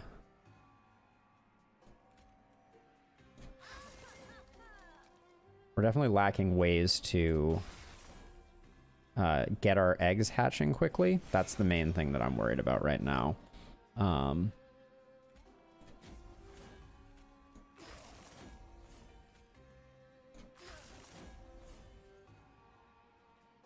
We don't want to play the extract if we don't need to. Okay, this should hatch the egg, which gets us some friends, which are now getting to be beefy. All right, so I think we're good on this one. If we definitely could run into issues though. We don't have any capacity to play the welder helper, but I think we can do this and then get rid of him.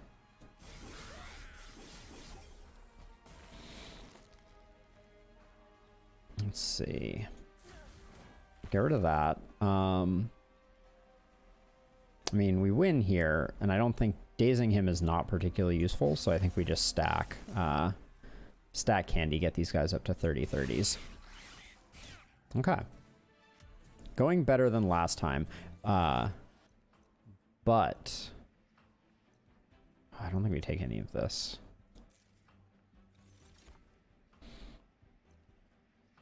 The vent is interesting.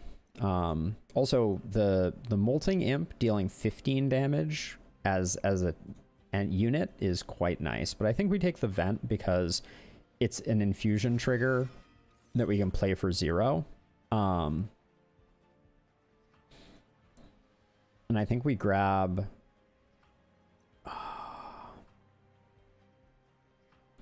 I like the Steelworker a lot. Grabbing the Kinhos Vessel would be a play for expecting... Actually... Okay, what do you do? Apply 3 rage to friendly units. But this guy isn't necessarily going to be getting a lot of slay triggers. Putting multi-strike on him would help with that. But I'm not convinced he's defensive enough. So I was almost thinking resolve, apply 5 armor to friendly units. But maybe grab this one and infuse it in. Maybe that's the play. Yeah, let's do that. Because we got to get some damage scaling. Let's see what we get here.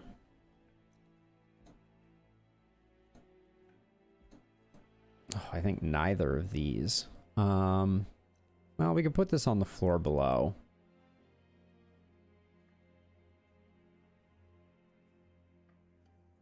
I do think we need to take some more stuff. Gonna re-roll this. Large stone doesn't help us. In fact, none of that really helps us. We're kind of looking for multi-strike. And this isn't an infusion, which is not super great. Glowing Brand. Let's see. Melting Remnant. So we could get Endless. Stygian Guard. Or Umbra. I'm gonna go Umbra. I think probably Blazing Bolts, and then we see if we can make it cheaper. Do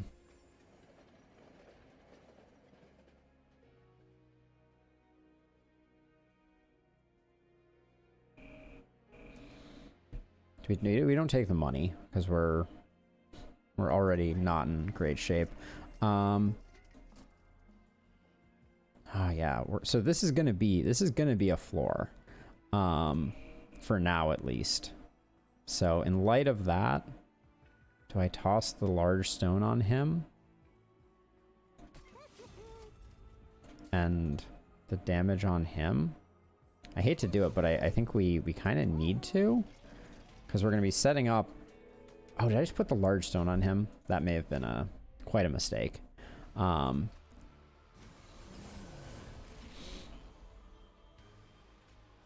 Oh yeah, so this is the worst case scenario.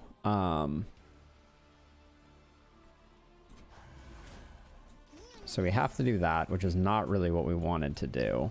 And then I think we just play this to get rid of it.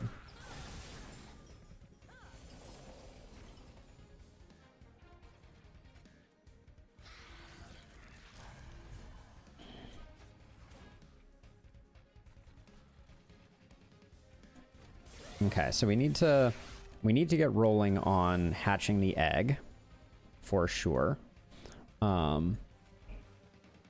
This will help out with that process. Defend this guy, I guess. And yeah, this is not the way we want this to go.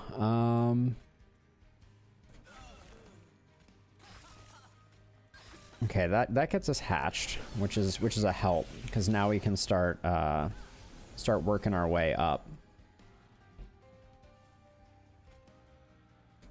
Yeah, we have to just invest in getting that there, and then we don't have to extract anywhere, so that's just gonna go. Okay, this is all full up. But we're going to defend this guy because he's like our most important frontline dude. Don't mind so much about him.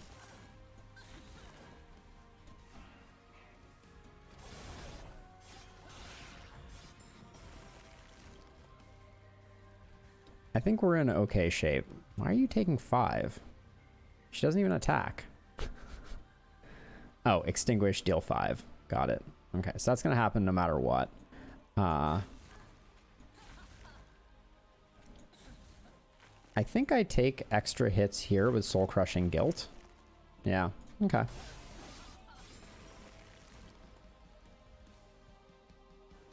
Okay, we get the kill. And we're going to get the kill much faster by doing this. I probably, since we already had the kill, I should have played Blazing Bolts. Okay. It's going to be hard not to pick Ally of the Ancients. Yep. This gives multi-strike 1 and fragile, which we definitely don't want. I think we grab the Steelworker. I'm not figuring out how this run is coming together. I'm not seeing it. We have too many units for sure.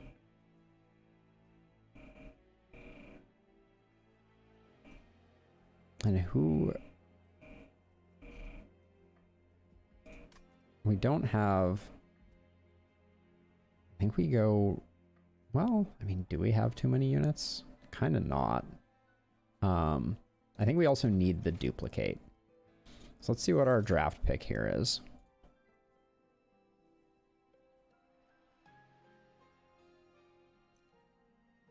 This guy we can sneak in somewhere cheeky.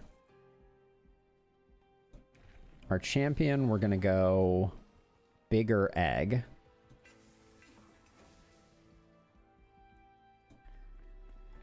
And then, okay, we're gonna, the Soul Carver is gonna be our target. I mean, maybe not. Maybe the Rail Beater is our target. The Rail Beater's stats are slightly better and comes in. But we can't afford the +1 size here.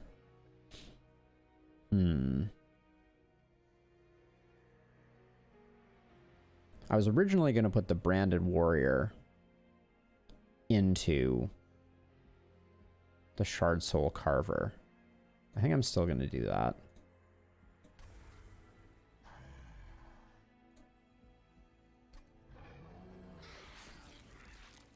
Magic Power and Purge. No thanks. And then do we want 2 of those?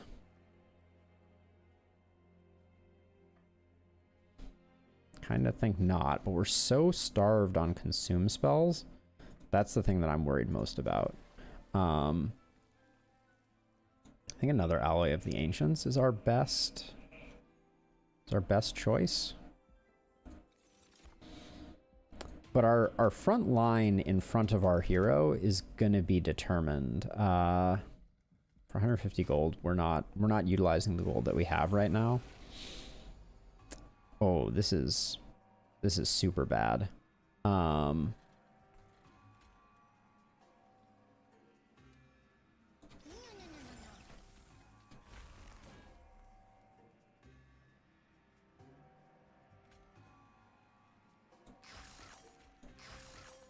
instantly filled with regret for even picking up the Kinhost Carapace. Okay, we can still get this going.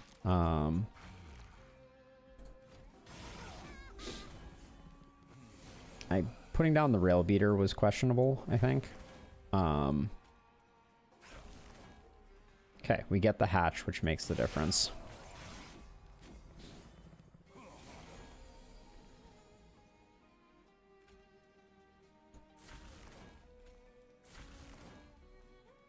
We don't really care that she's surviving. She has no attack, so. Oh, Extinguish does 5 damage is kind of a bummer, though. Go figure. I think just that to move things along.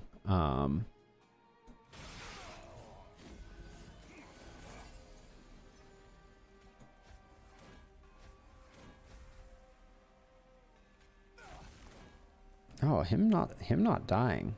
I was expecting more out of our hatched egg.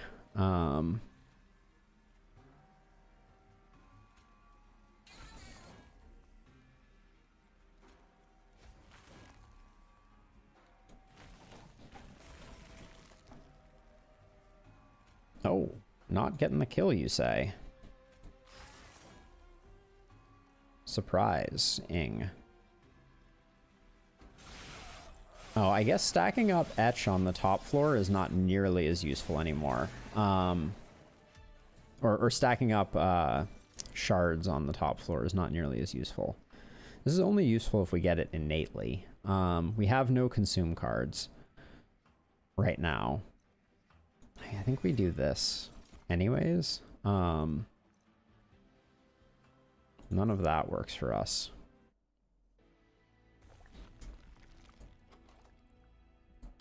I think we need to come over here. We need the removal. We need to buff up our units.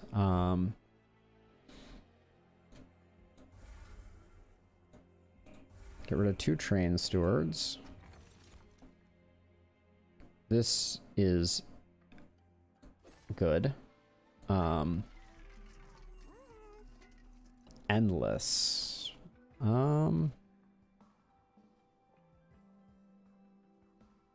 don't think endless is what we need right now. Don't think quick is what we need either, though.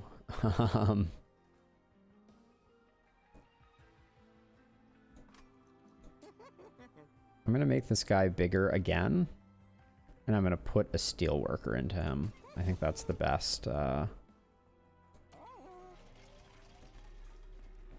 best choice. This on Blazing Bolts is pretty huge, making it piercing. So expensive, though. Okay, let me do this first. This is the upgraded one, so Steelworker goes away. Okay.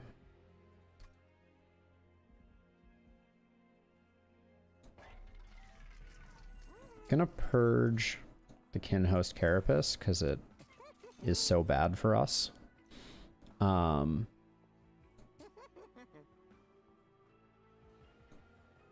gonna put quick on it, even though I don't think it matters at all if I put quick on it. It's gonna be a frontline unit regardless. So I think we're holding out for multi-strike there. 15 armor. I don't think we risk it.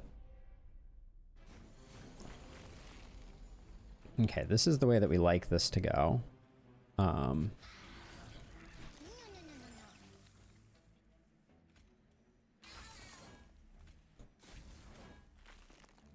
right.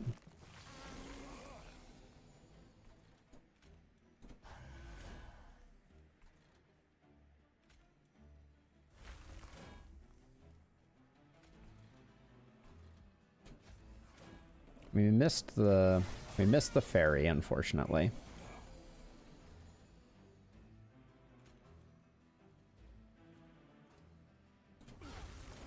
Gets the hatch, and that's about all we care about.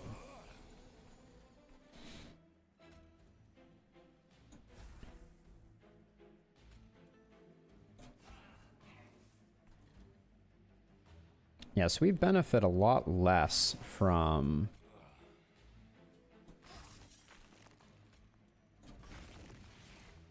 stacking shards on the top floor anymore.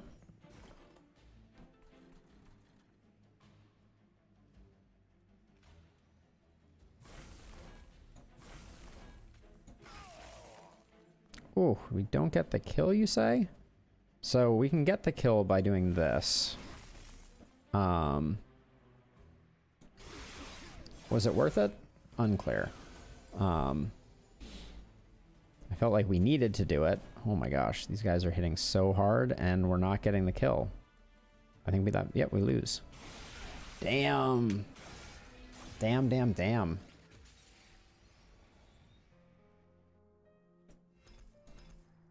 Too aggro on the shards, I think. All right, let's get not Wormkin. All right, Melting, Hellhorned. Classic. We got some wicked blazes for some scaling.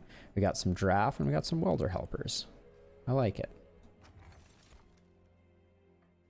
The first summon your when you first summon your champion, gain a random unit with +10, +10, -1 energy, -1 size. I think this could be cool. Drop cage is probably better though.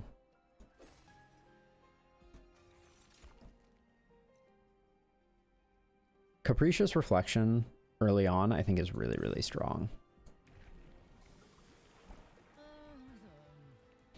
Okay, do we go Harvest or do we go Reform?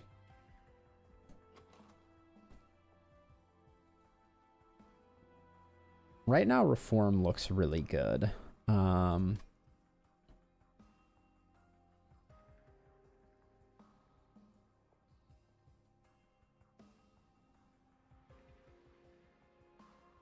But so does, I mean, Harvest scales really well, and we have a lot of disposable units.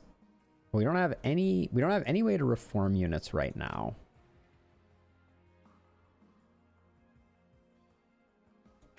I think I'm gonna go reform. I think we need to bring in folks back. Spikes 3 hard counters us a little. Kills basically all of our waxers in a single hit. I mean, I think we do it anyways.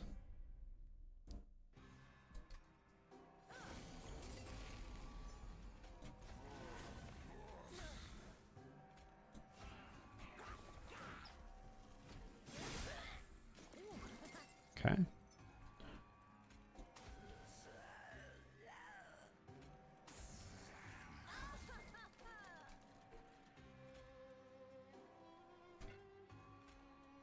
Need to start whittling that guy down.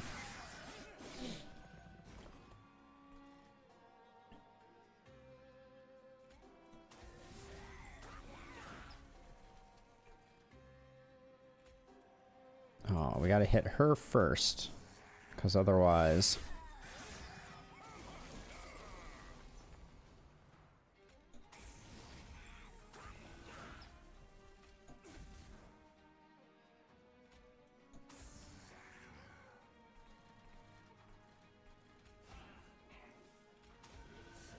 Okay.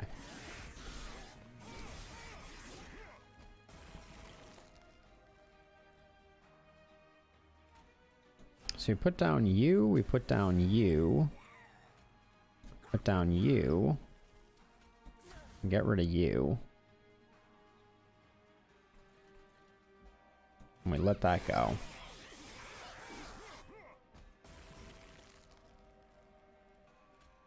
Let's bring something back. This guy's big now.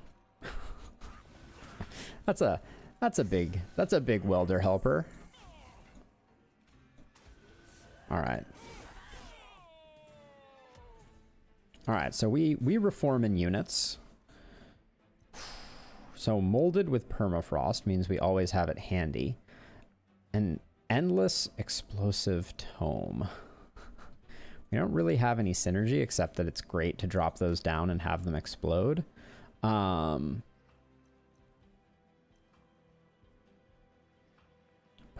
molded is also, well, we're going to be bringing everything back anyways. Stealth just breaks the game, but honestly the health stone makes it worse. So let's go that way. An attack stone on a molting imp, health on a rage imp. Yeah, let's go explosive things. We're gonna be doing lots of exploding units. Oh, she already has multi-strike, you say? He already has quick. Harvest is also really good for us. Let's grab the lady of the house though. And let's make her just a multi-strike machine. I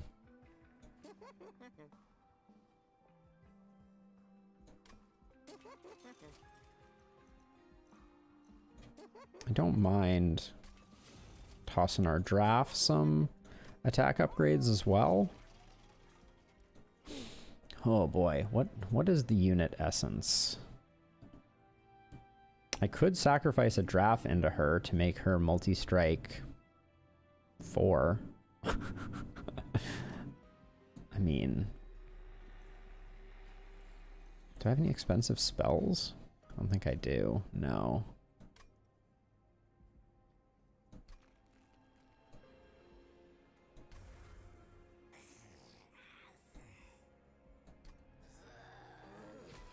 We probably need to find a way to... Well, no, we don't really need to find... I was going to say, we probably need to find a way to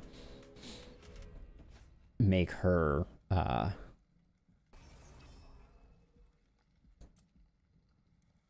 not going to do that. I don't think... We don't necessarily have what it takes to make that work. All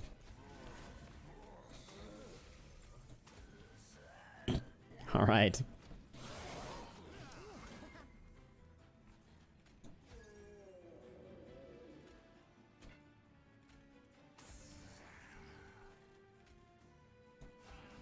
Put this guy up here.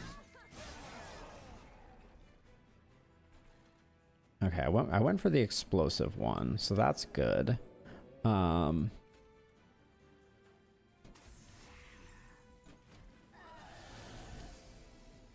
she's gonna burn out. This much we know. But that's fine because I guess the wrong stuff is gonna come back, but that's game, set, match. All right.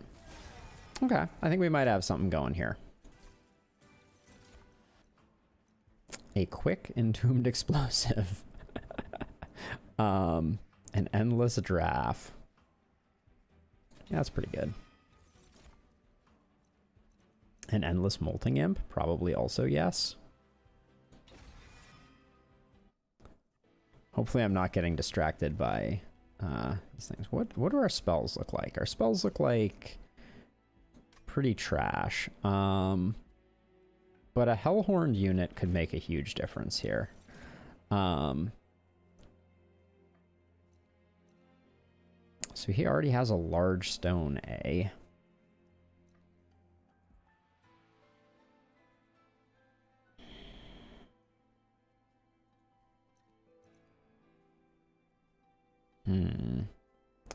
Of these two,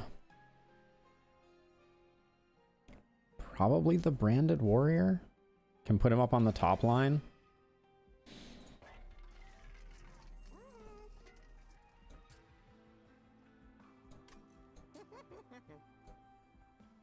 Just in case we don't get this again. Maybe we should have went for permafrost on it, actually.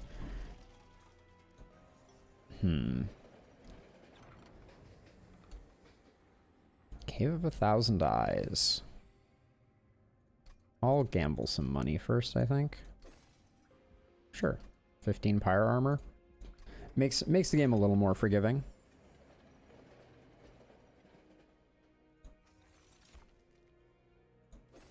Units get an extra upgrade slot. Sounds real nice.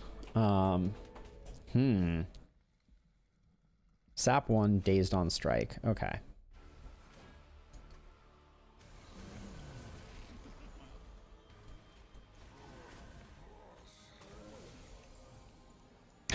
All right, that's one way for that to work.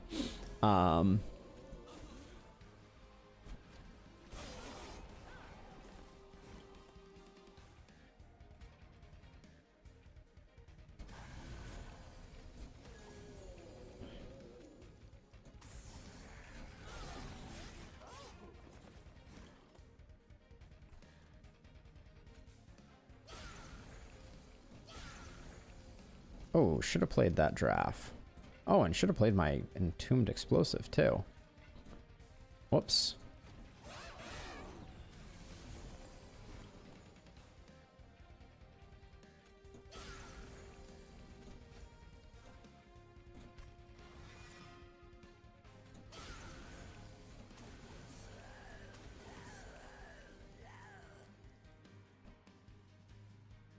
Why is nothing doing damage there?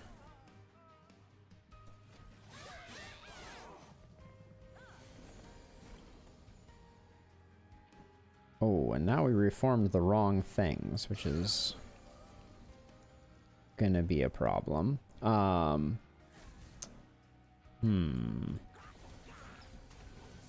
Very interesting. Okay. Well, we got her back now, which is good. Clearly it is good. This guy is not pulling his weight, though. She, on the other hand, is pulling a lot of weight.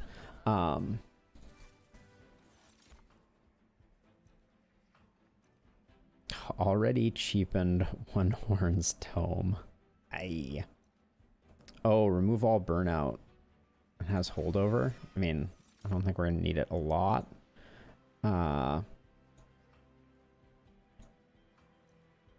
think we take the Horned Warrior with Multi-Strike 2 already on him. I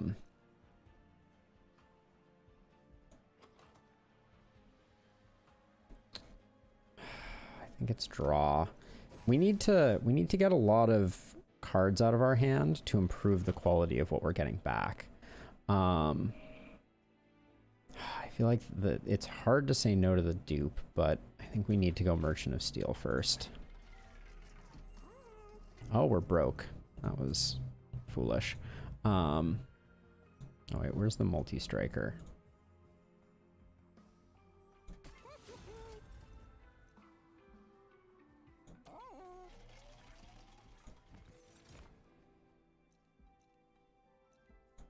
We don't need those. I'm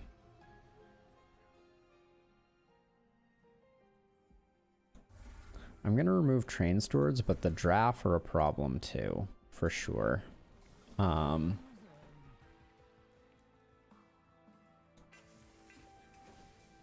Makes them stronger, but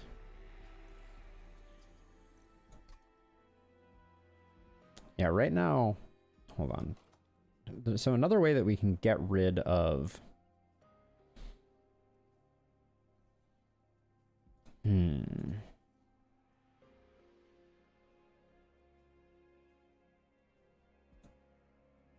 thinking. So we can get rid of a unit by sacrificing it. But I don't know that we could now. I think we're gonna overextend right now if we take more pack shards. Spell shield 2. We're not gonna be nuking anything down anyways, so I think that's fine.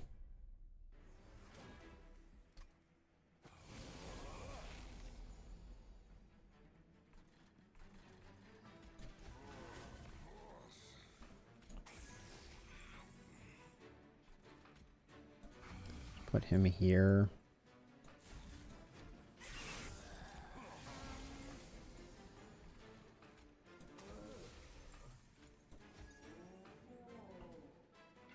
Oh, can't play that.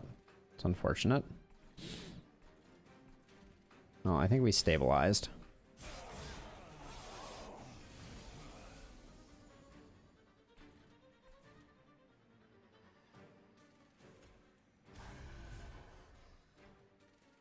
Ooh. Oh, wait, that doesn't heal her, so it doesn't do much good. I wonder if...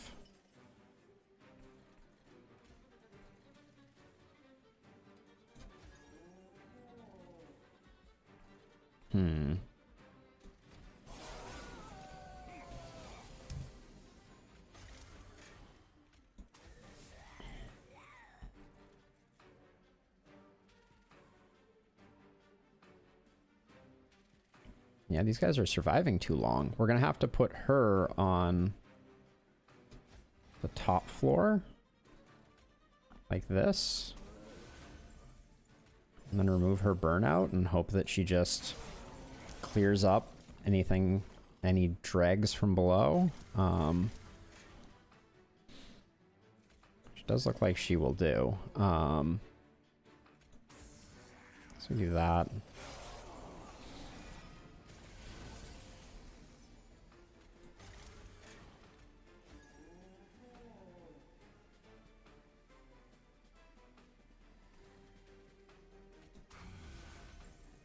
This, okay, that, I was unaware of how useful that was going to be. Being able to remove burnout every turn makes it so the things that we bring back are significantly more valuable. Yeah,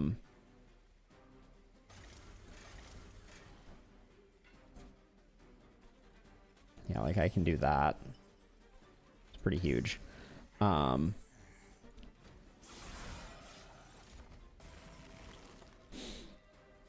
He's not dead? What? Are you for serious, game?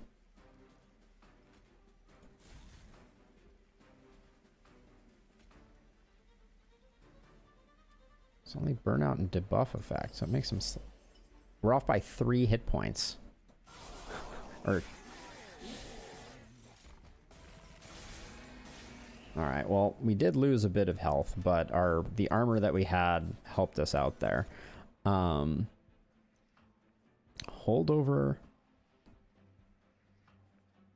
Molten Entrapment. A cheaper Wicked Blaze. Or a cheaper Engulfed in Smoke. Tempted by the Wicked Blaze? We already have one and it's already cheaper. So I think none of those. Double stack Rage Serum is almost hard to imagine not taking it. Yeah. Yep. We take those. So these, we have extra upgrade slots.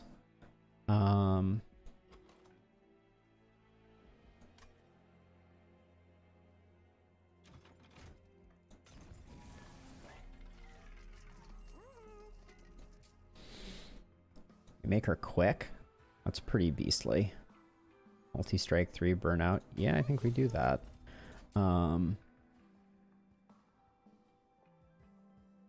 This guy's a large stone.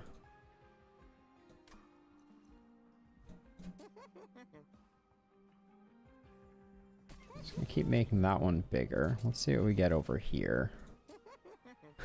Even more large? I don't think that's what we need.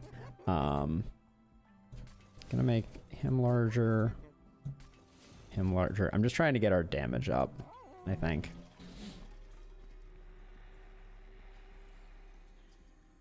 Do we want to do another sacrifice?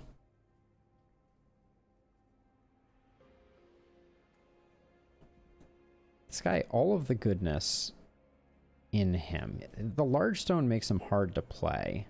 So I think we do... sacrifice the large boy. And put him into the horned warrior. Okay. Our pack shards are high. So this is where we may die if we have not created something very powerful. Since I think we just took a power up on the bad guys side of things, I'm going to be a little cautious here.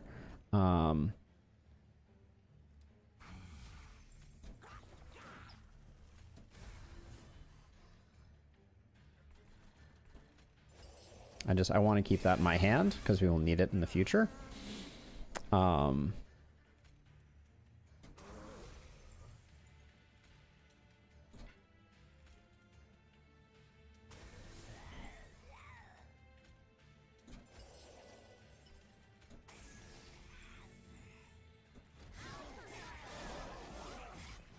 Okay.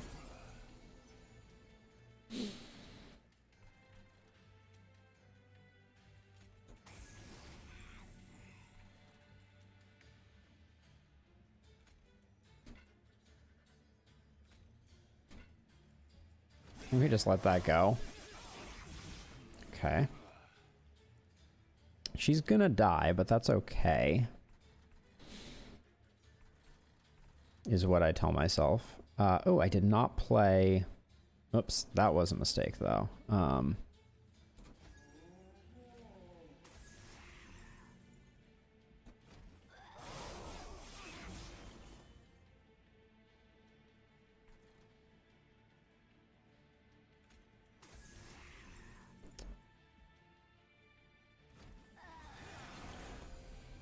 Welcome back, lady. Does she have burnout? She does have burnout. It's not why she's dying, though, so...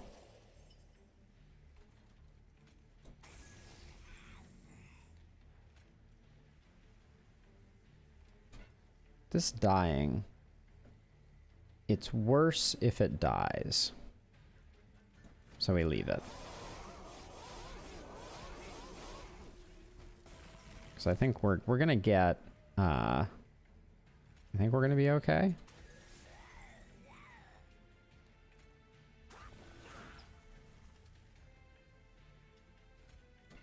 Oh. I don't like that he's healing off of this. Okay, good draws for the last round here.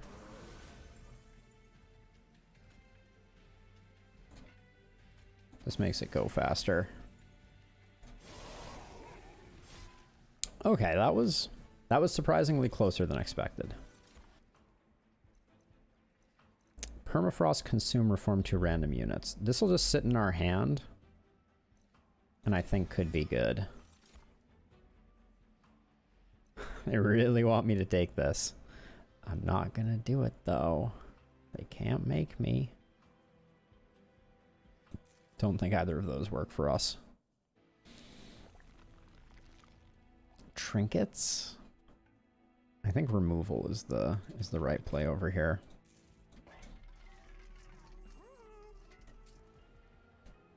Nothing we can double stack. Can make the Rage Serum cheaper. Yes, it is. Yeah, this is max difficulty. We don't mind a torch consuming. And then, ooh yeah, Permafrost for the Wicked Blaze. This is going to give us a lot of safety. And now more Train Stewards go away. Not going to take that. We don't need the pack shards. All right, let's head to Arcus, the Dark, the what? What's his actual name? Arcus Dark Incarnate. And let's see, this one is the don't play units here, and this one is the don't play spells here. Okay, triangle, no spells. Got it.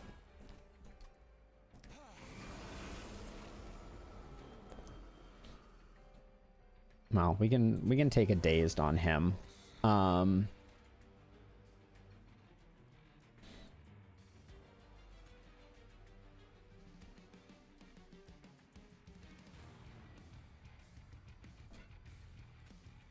Wait, so this guy is going to have 21 hit points and is going to get hit for 16 of those. And our Lady of the Reformed is only a 2-sizer, right? Okay, so yeah, so we can do that and be okay.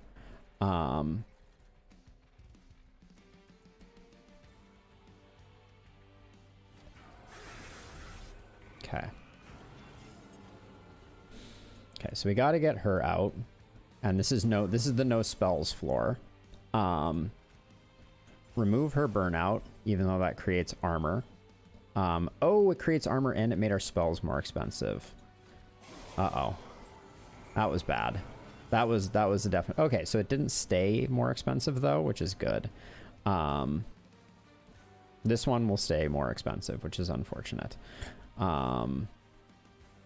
This is just units, so burn off some of that. Keep playing this. This guy's getting a little deprived of kills because of her quickness, but I don't think there's a way to fix that. I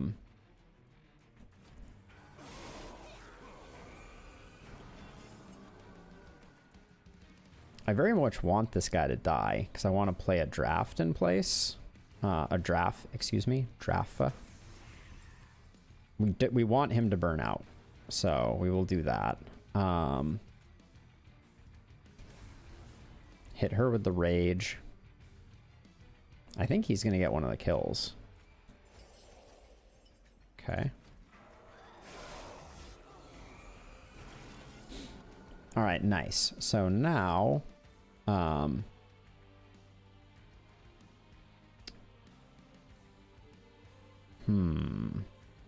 we can put this guy here, but he's the smaller draft.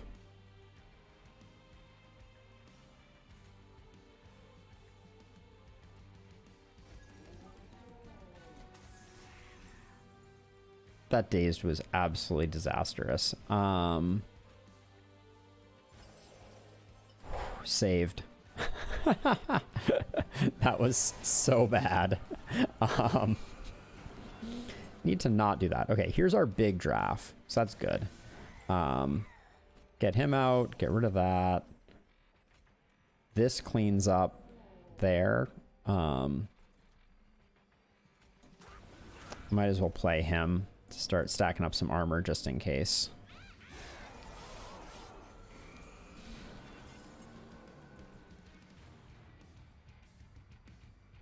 Okay. Play this every turn just so we have it.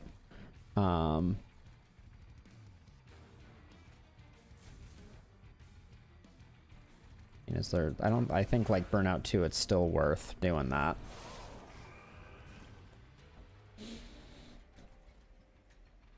Wow, that's an underwhelming amount of damage that we're doing there. I'm surprised. I guess she doesn't last very long against him, does she? Okay.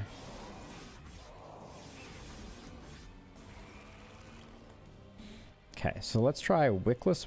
Wicked Blaze guarantees us her back.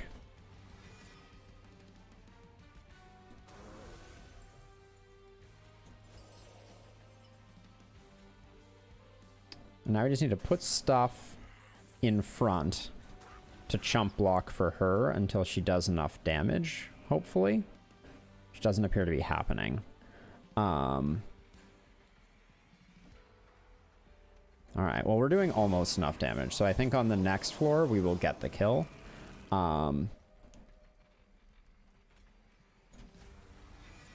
Okay, we get her back. So we put her back here, and that secures the kill.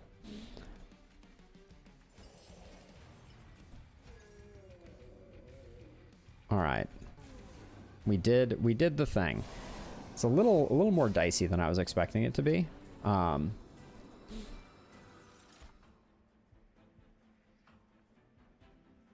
Already double stacked, you say?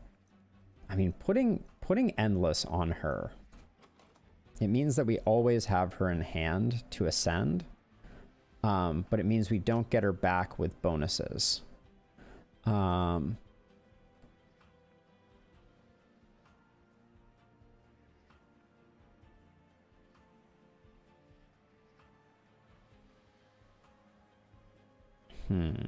8 burnout and a bunch of attack.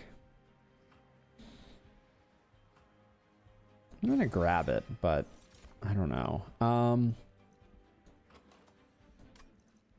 I want to be able to stack all the units that we're getting back on floors, so I think that's the play here. Have we fully upgraded her? We gave her quick, but this guy could use another something. I don't think we need the duplicate, so we'll come over here. Let's check our artifact. Random Imp. No, that would flood our deck. Okay, we'll grab the split anvil. Large stone I don't think works for us. Okay, I mean, we got a lot of multi-striking going on here. Oh, wait a second. This draft could use more hitting power.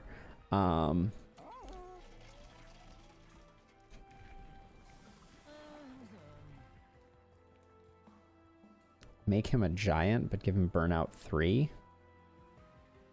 I don't know if we can guarantee that we're going to get our burnout removal fast enough. And we don't... No, I think just the things that we reform getting even bigger is better. Intrinsic.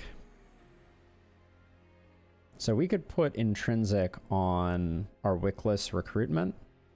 That would increase our safety substantially. So I think we do that. Spell chain. Nothing here needs spell chain. Okay, and now let's check the crystal caverns. Starts near some crystals. Oh boy, oh boy. Oh, make something one size. Oh. I mean, our units aren't that large, and we've already taken capacity. We could also make her huge. I think we make her huge. I think she's our win condition, and making her 65 by 4 by 75 is the way to go.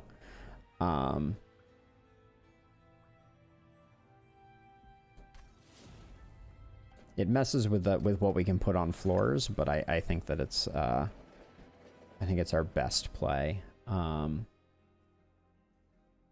it means we can't put a draft in there. How did we not see a single descend in this entire deck? It's a little upsetting. All right, let's see how we do here. He is relentless and has trample. Spikes 5. I don't think I want to mess with Spikes 5. I don't think we need the 400 gold.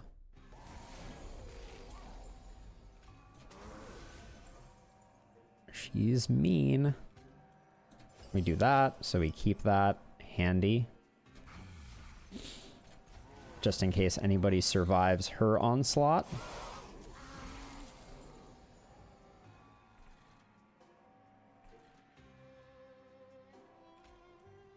Get this out of the deck. Hold on.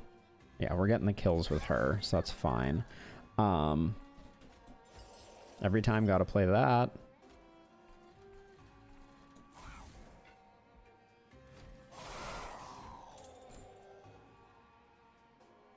So this is the problem, is we're kind of already at our scaling limit. We put him here to be a backstop.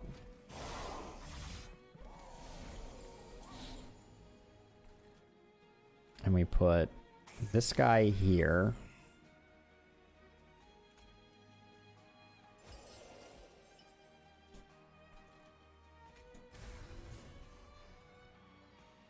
Wow.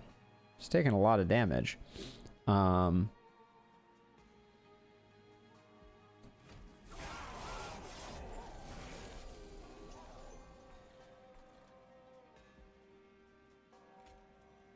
So I put him here, remove his burnout, put that there. Okay.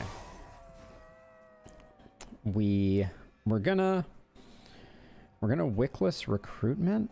No, okay, we can safely sacred wicks to get back our horned warrior, who will now be a little larger. Then we remove his burnout so he don't die. This guy is gonna kill us?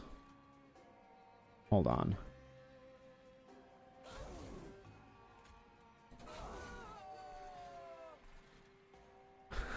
Things are getting weird.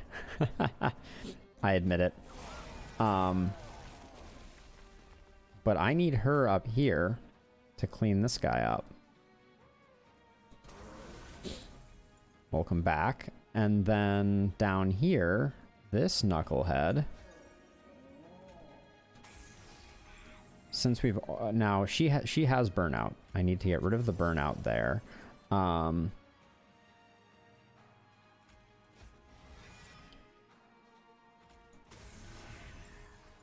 Does he have sweep? No, he has trample. Womp womp. Okay. This floor is going to be weird. Yeah, I can't do too much. I don't know if I don't think she's single-handedly gonna do what needs to be done.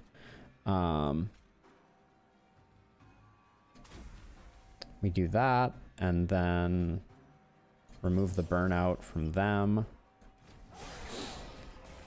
Oh boy.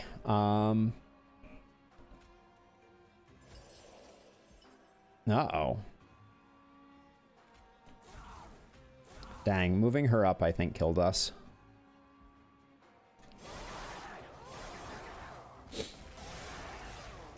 Yep. We got toasted.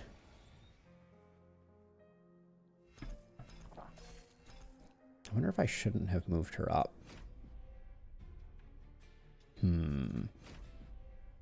The things we ponder. All right, Hellhorned Alternate, which I don't remember the last time I played Hellhorned Alternate.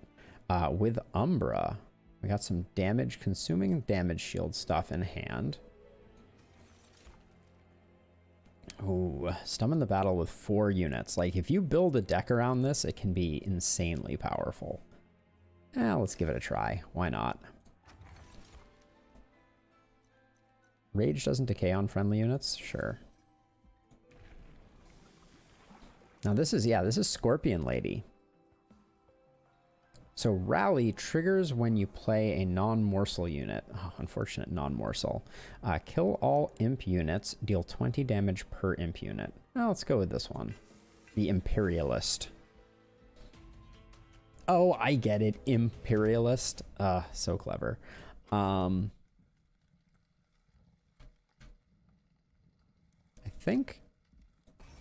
I think we're going to be okay setting up on the top floor with her.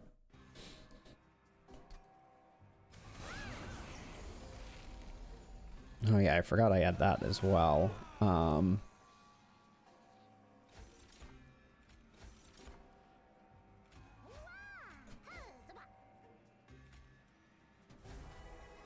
right, we're going to take some damage here.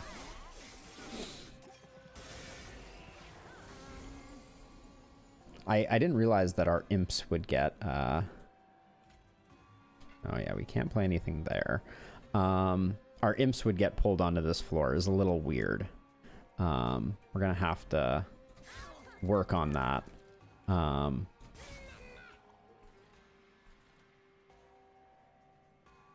Okay, that +5 is not for nothing. Now...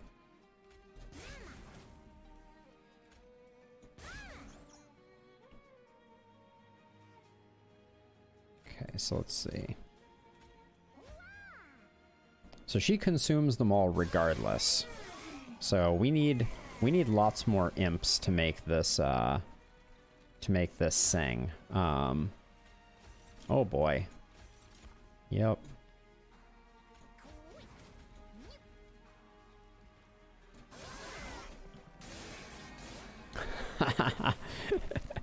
We've killed ourselves, I think, already. Yeah, because there's no way she gets strong enough or we draw enough imps. I think I put it all into damage shield. Doesn't get her there though.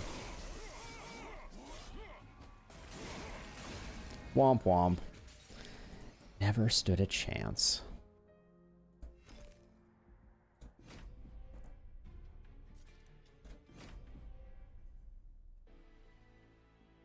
Stygian for the first time in ages with Hellhorned Alt. Silence enemy units is interesting with Permafrost. Like that one a lot. Offering if you discard it, it does its spell effect.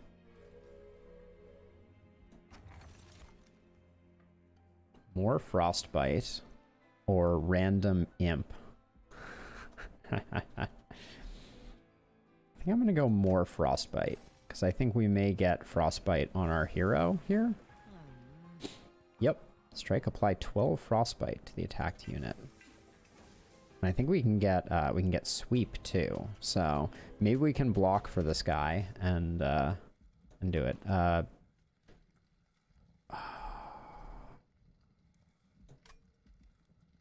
I think we have enough firepower to just nuke everything down. But if we don't, we're going to lose our hero very quickly. So we set up top floor, and then we just try. Yeah, I think we do go for it. I think we set up top floor and we try and nuke everything down.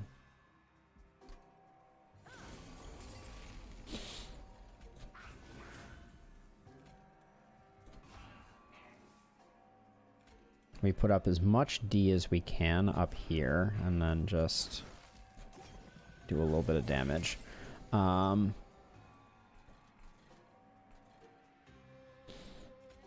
So this is going to be 10, 20, 26. Doesn't get the kill here, and then heals up a bunch. I think, oh, we couldn't even play all three?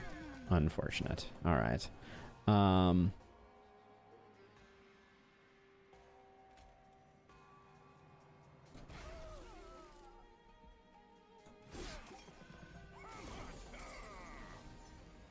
All right.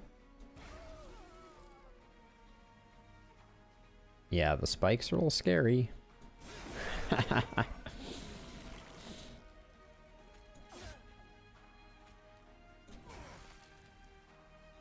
Another train steward seems like what we're looking for here. I don't think silencing him does anything except puts a beehive on his head. Suck on that. Oh, we did inadvertently put ourselves in a slightly sketch position there. I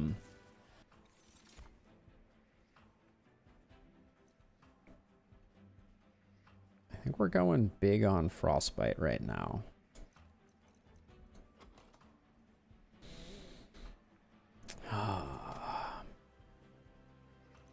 And this is targeted. I think the targeted nature of it makes sense. When I see a hidden passage, I almost always grab it. Okay, let's get a Hellhorned unit here. Demon Fiend is mucho expensive. Railbeater is not what we're looking for, but I think we need to grab something. And can't gain 2 armor is very interesting on the Railbeater.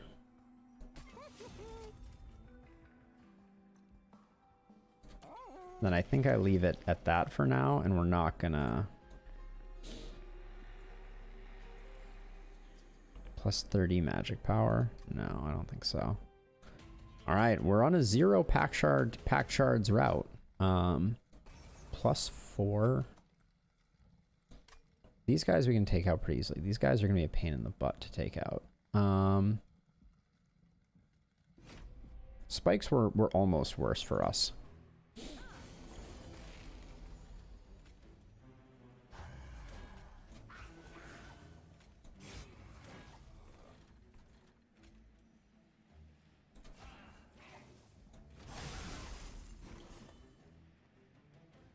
Okay. Oh yeah, so the ascension... So that is interesting. I think we just play that.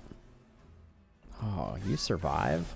That's thoroughly obnoxious, because it puts a Sinner's Burden in our deck. I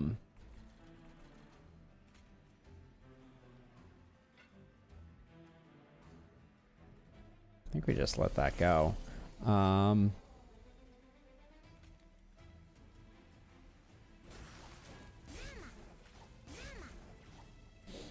They're just going to destroy... Yeah, everybody's destroying themselves on the spikes. Which means we don't get nearly as much Frostbite as I was hoping. I think we get enough. Yeah.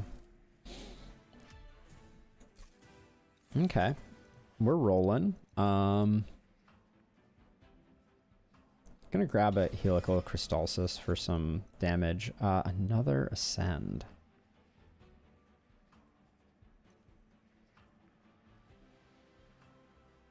I think I go for it. And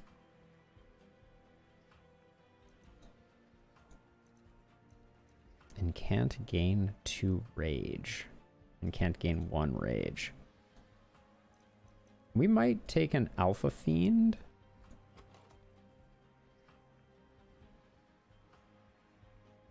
And slot it into this to get a little bit of damage scaling.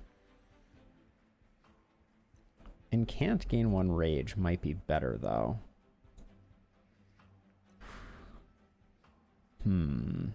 Let's see. Are we actually in the next area? We have a temple. So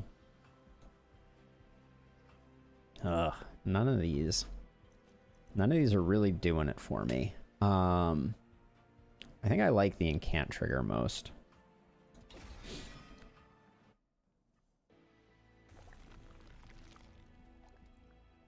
I think I want the unit here. The unit and the artifact. Well, extra draw is good for us.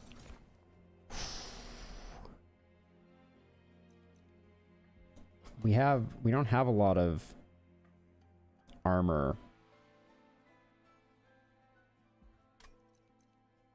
Gain rage equal to armor gained. I think it's still really good. Oh, what's its essence actually? 10 armor, 10 rage. That's pretty trash.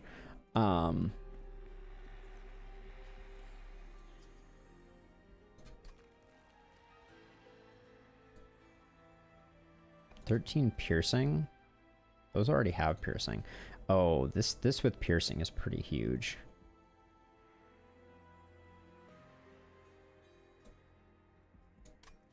We don't have... We're not in a Merchant of Magic right now, right? Yeah.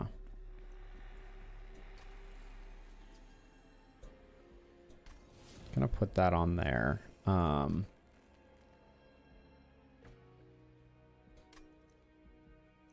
I really gonna sacrifice something here? It was gonna be rage into him, but... Yeah, because then he's gaining armor and rage. Yeah, okay, we'll do that still.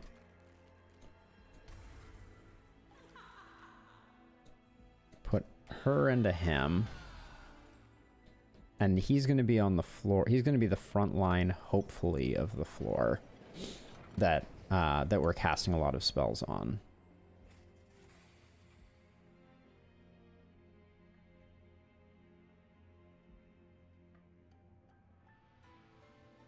I'm gonna grab Trap Shoot.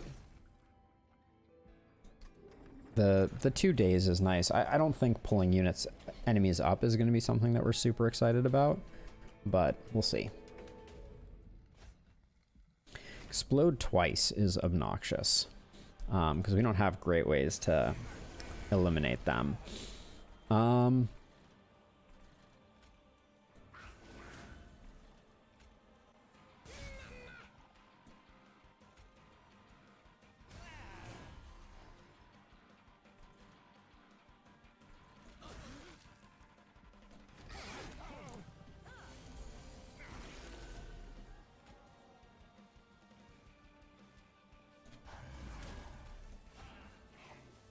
Okay, I think that's all we got going on.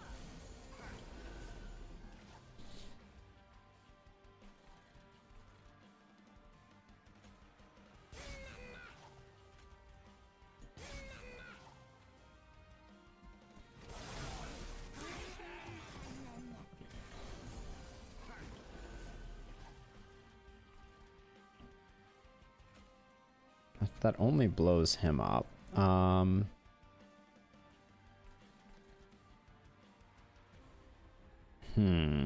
So if I ascend her, bad things happen. Jeez.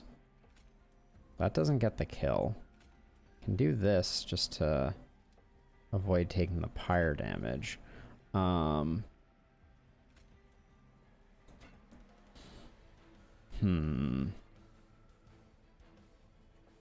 I move the Apex Imp up, right? This floor, it's not even full. I could have put the Apex Imp there in the first place. But I guess I put the Apex Imp up there just to get the cleanup. We need to get rid of them. Silence doesn't stop them from ascending, which is unfortunate. Oh, this is just horrific.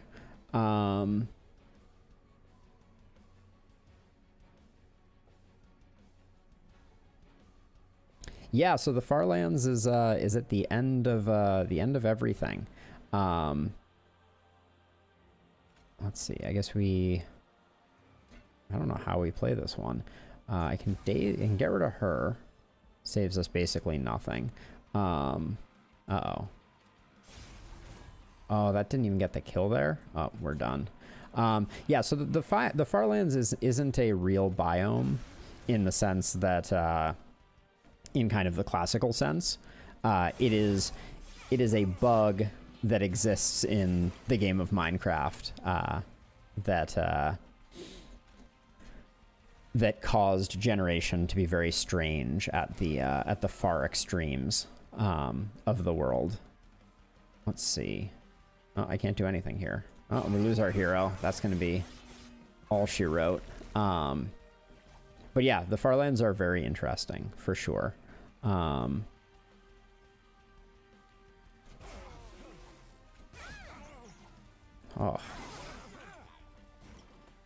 Is there any way? No, there's no way. Take me away, Daedalus.